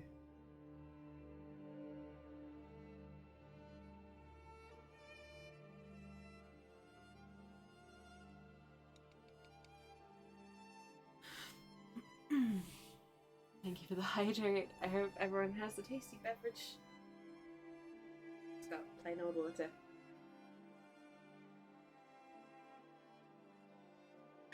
Airbrush. See, I've not used an airbrush myself. I use a spray can to get the base coats on, but that's it. After that, it's everything with a brush for me.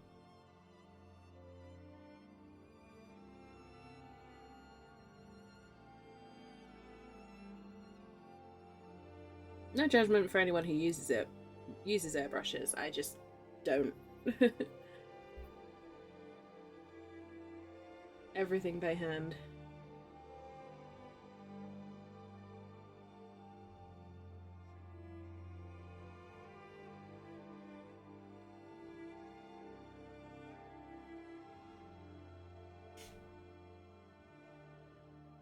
Glaze through an airbrush.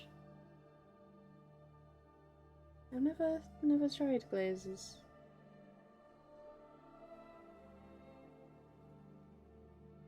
Well, never tried pre-made ones. I made my own.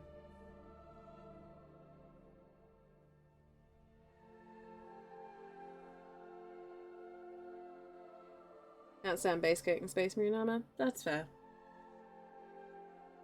I can't stand batch painting, which I think is part of the problem of why I stopped playing. I like doing one-off pieces like this.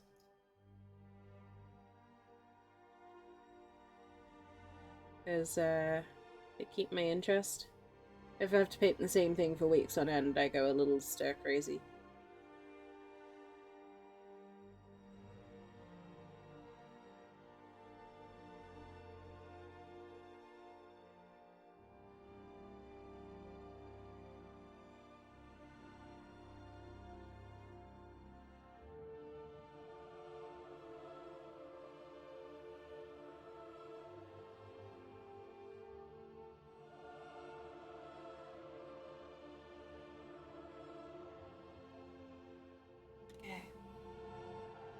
Felt better with an airbrush.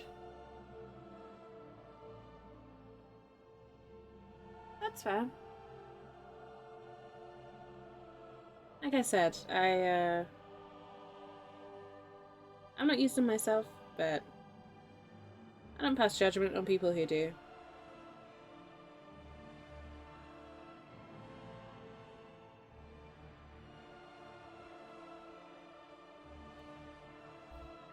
It's whatever works for the individual, right? And my main interaction with the hobby these days is painting. So painting pieces like this, so I don't typically typically do much outside of painting streams these days.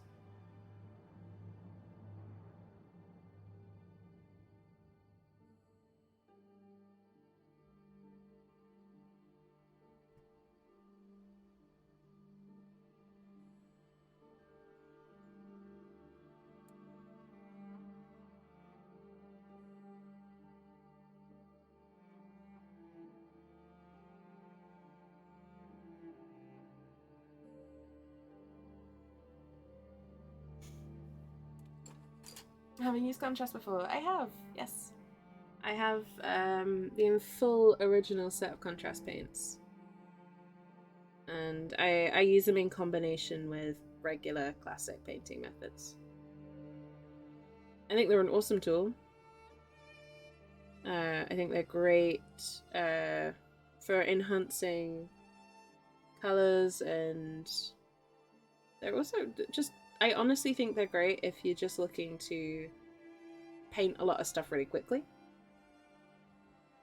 But I don't think they're going to fully replace classic painting by any stretch of the imagination.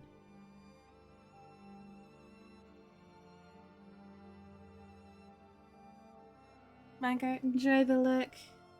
Thank you for stopping in. I appreciate it very much. I hope you have an excellent rest of your day if we don't catch up any more than that.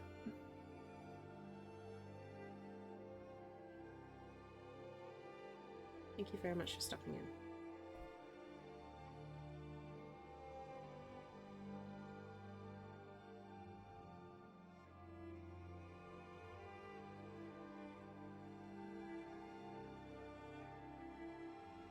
Okay. I'm just tidying up some of the areas that I kind of did a little bit of a rush job on before. Well, I wouldn't say a rush job, but just tidying up the bits that needed a little bit of extra work on them.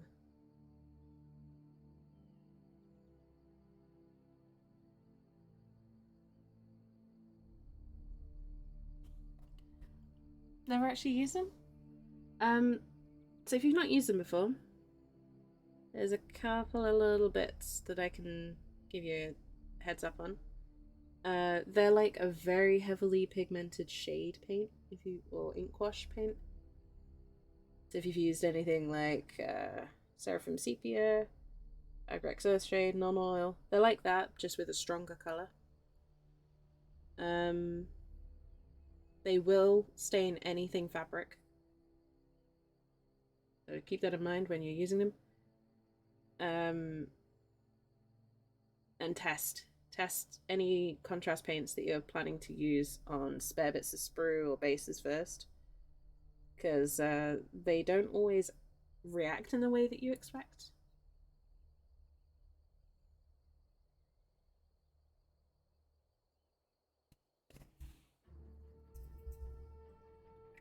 But they are great.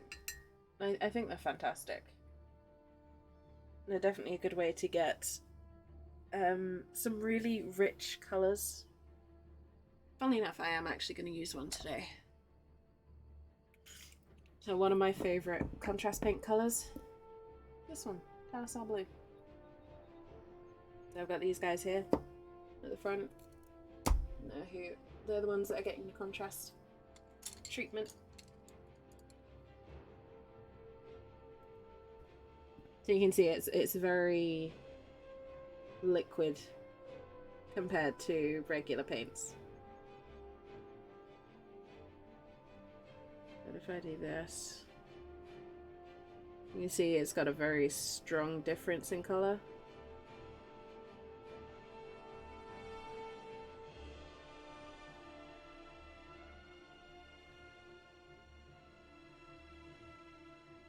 Yeah. Contrast paints. They're awesome on fabrics, bones, feathers, fur, that kind of stuff. Stuff that's highly textured. Scales.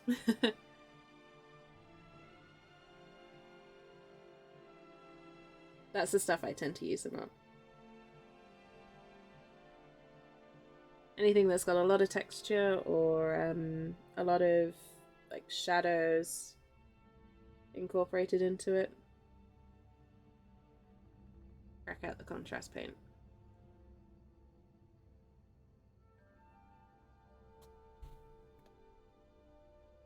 Hey, Sinku.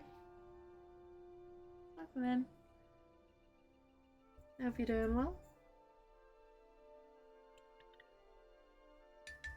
Flat panels? Yeah, contrast on flat panels is hard. It's hard to make contrast look good on a flat surface. I treat them as enhanced shades, basically.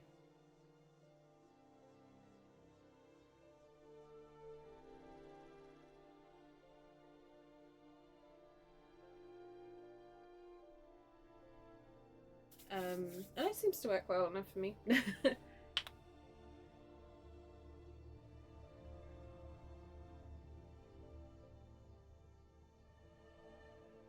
Hello, Phoenix. Welcome in. I hope you're well.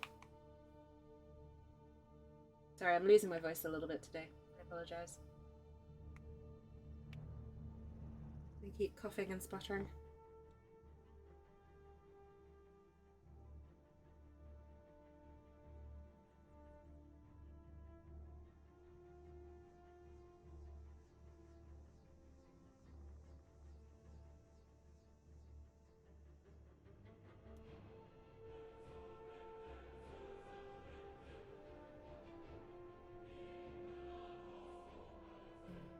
So I've recently branched out into non-citadel paints, and I love the Vallejo colour shifts. So they've got a range of colour shift paints. They are suitable for airbrushes. These guys. That's the one I'm using right now. It's awesome. I love it.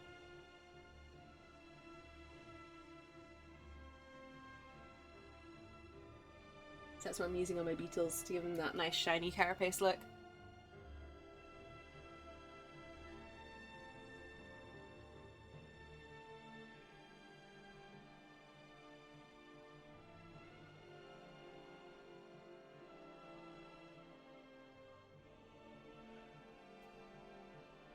I think I'm also going to put it on this as well.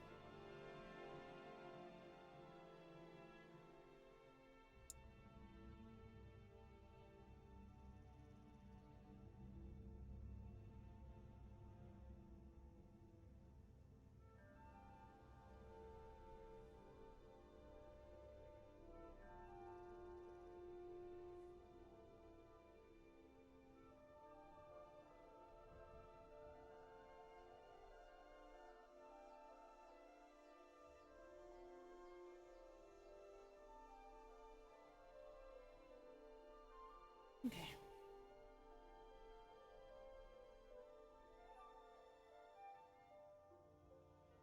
Oh, that's amazing. That's fair enough, Hex. I've just started getting into them because I have Games Workshop in my city, so it's very easy for me to get them.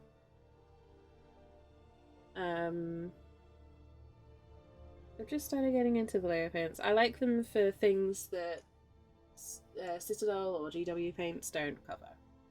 So things like the color shift, metallics, the bright neon, glow in the dark paints, that kind of stuff. So I'm just kind of starting getting into that kind of style of painting, which is exciting. It's fun. I'm keen to see what comes next on that one.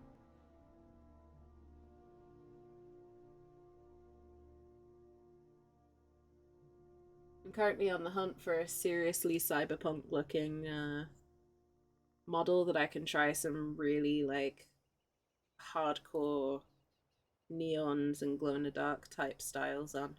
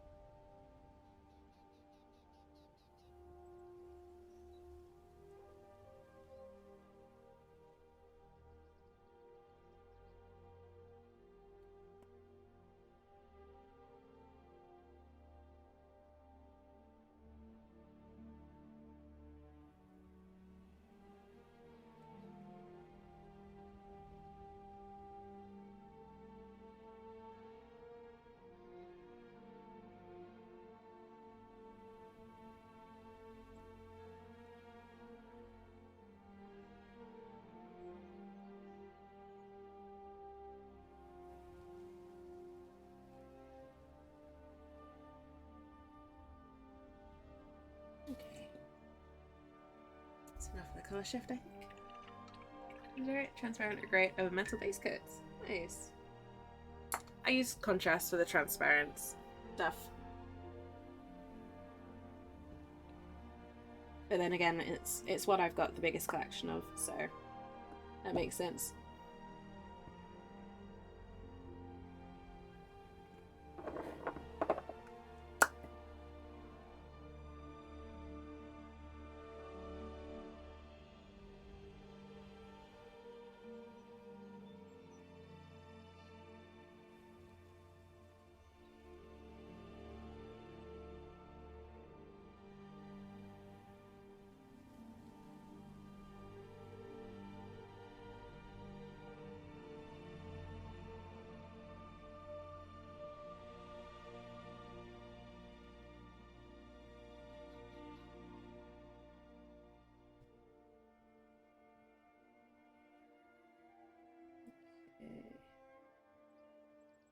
Apologies if I go a little quiet, folks.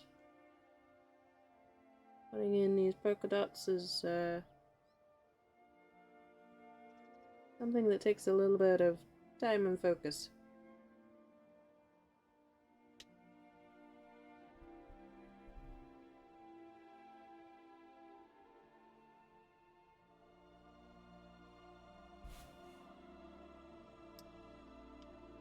Yeah.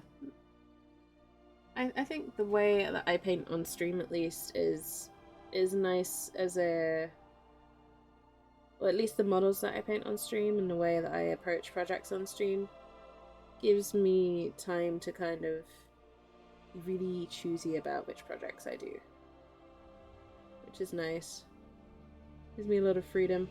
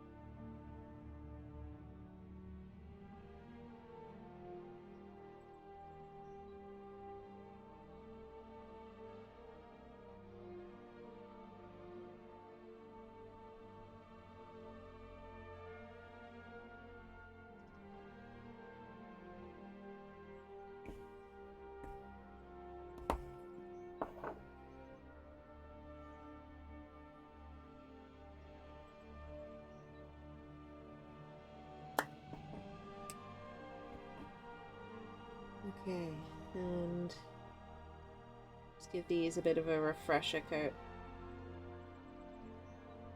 I actually intend for them to be black spines and mouthpieces.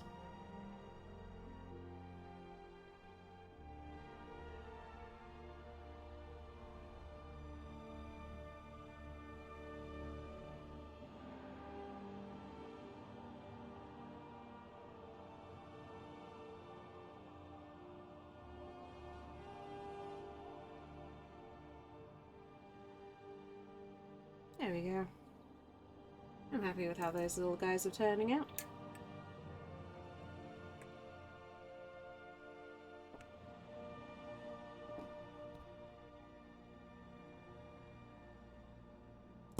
I don't know why the camera insists on going out of focus constantly. I apologize.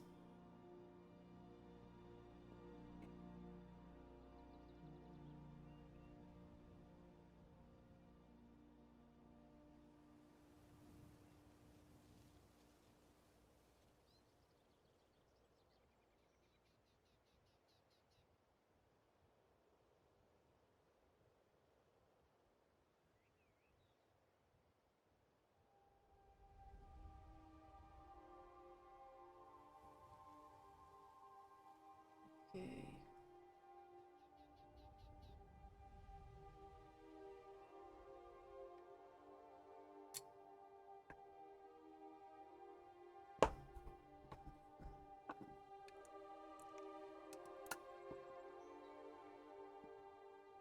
Bringing in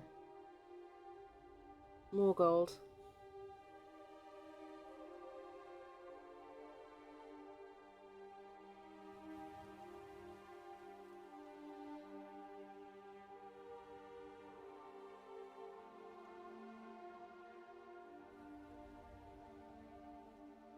For his decorative front leg piece. I'm only very sort of loosely following what I've seen on cover art and things like that. This is very much kind of my own scheme.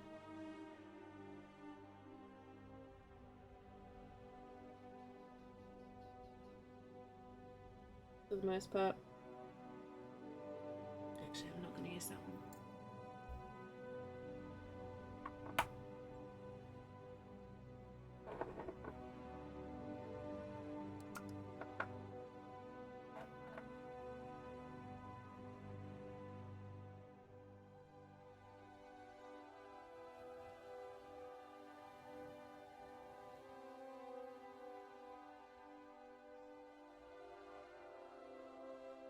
Please excuse the condition of my brush right now.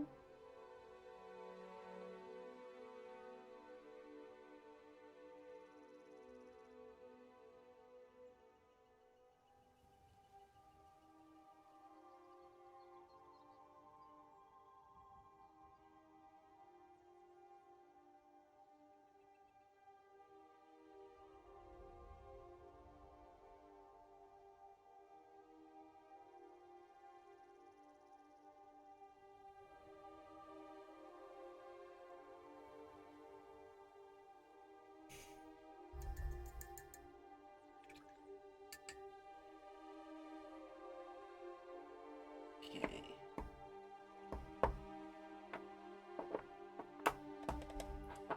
And then the last few little bits of tidying up gold, I think, and we'll be pretty much done.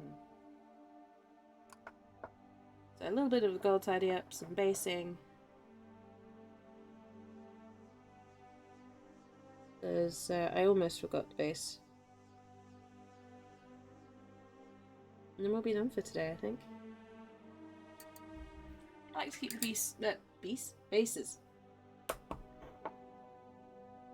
I like to keep the bases kind of simple. I tend to only just do a little bit of texture, a little bit of, you know,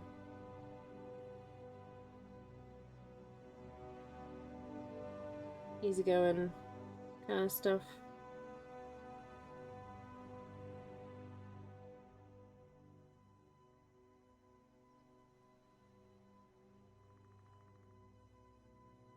It's not a perfect model. I know that. There's a little bit of tidying up to do, but I am probably reaching the limit of what I can do for a day.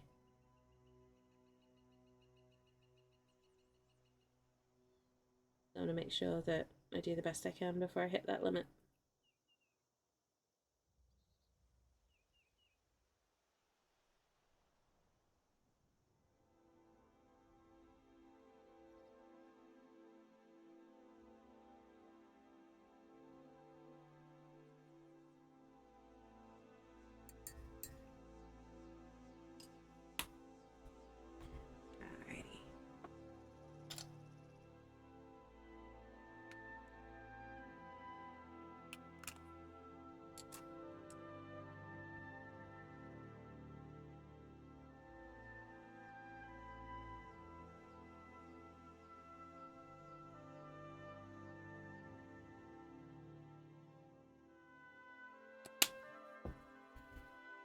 I'm just getting a little bit of astrogranite in.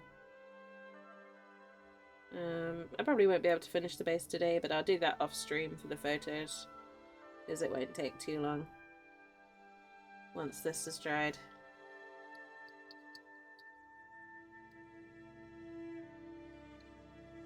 Because I only intend to spend one stream on this guy, and then I'll be moving on to other projects.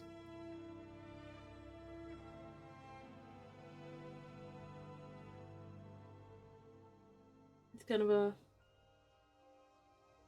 one show wonder.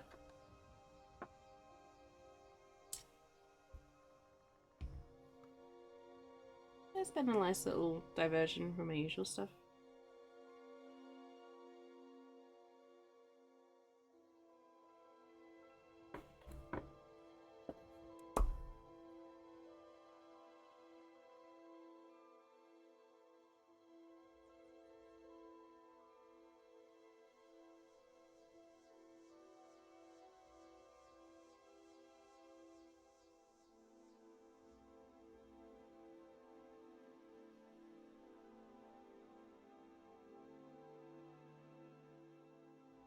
Oh, I forgot quite a major bit though.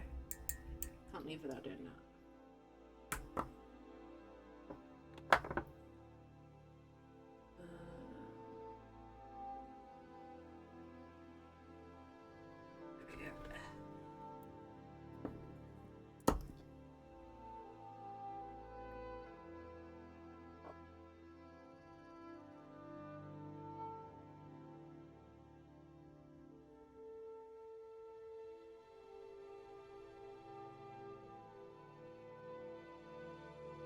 Can't leave without finishing off his stuff. It just seems rude.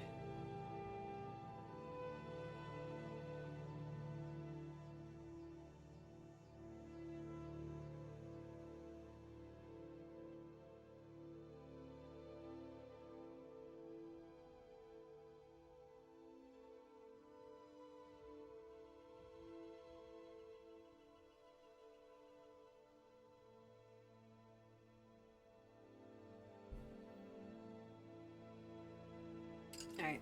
I think that is all I'm going to do for today. So let's move you all in a little closer. Take a good look at him. His buddies. Let's turn that off for you all. Oh, it's way darker than I thought it would be. Let's move this light around here. There we go. Now you can see him a bit more clearly.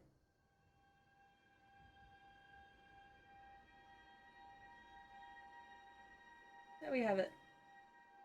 That's what we got to today. It's not perfect, but I'm happy with it.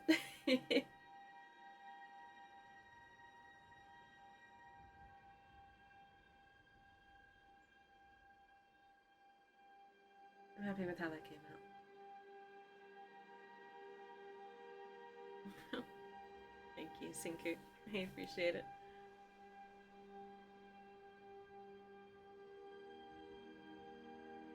That was a fun model to paint.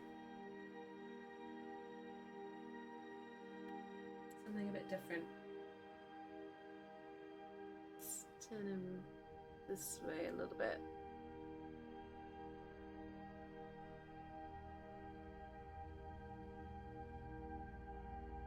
So yeah, probably a little bit of tidying up needed, but I am going to have to leave it there for today because I'm tired and my hands hurt, to be honest.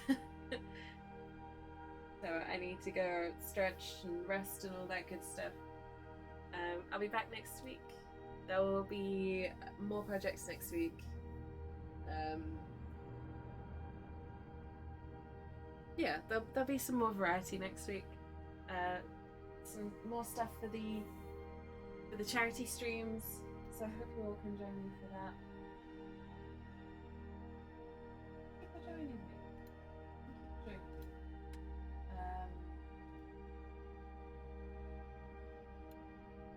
Yeah, thank you so very much for joining me. I hope you enjoyed it.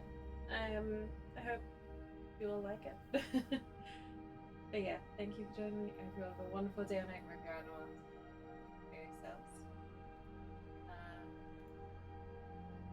Okay. Is there anyone to read? No one to read. I was going to send you all along to someone, but sadly there's no one I can read tonight. But thank you all so much for joining me. Hope you have a wonderful day and night wherever you are in the world. Take care of yourselves, stay safe, and I'll see you all next time.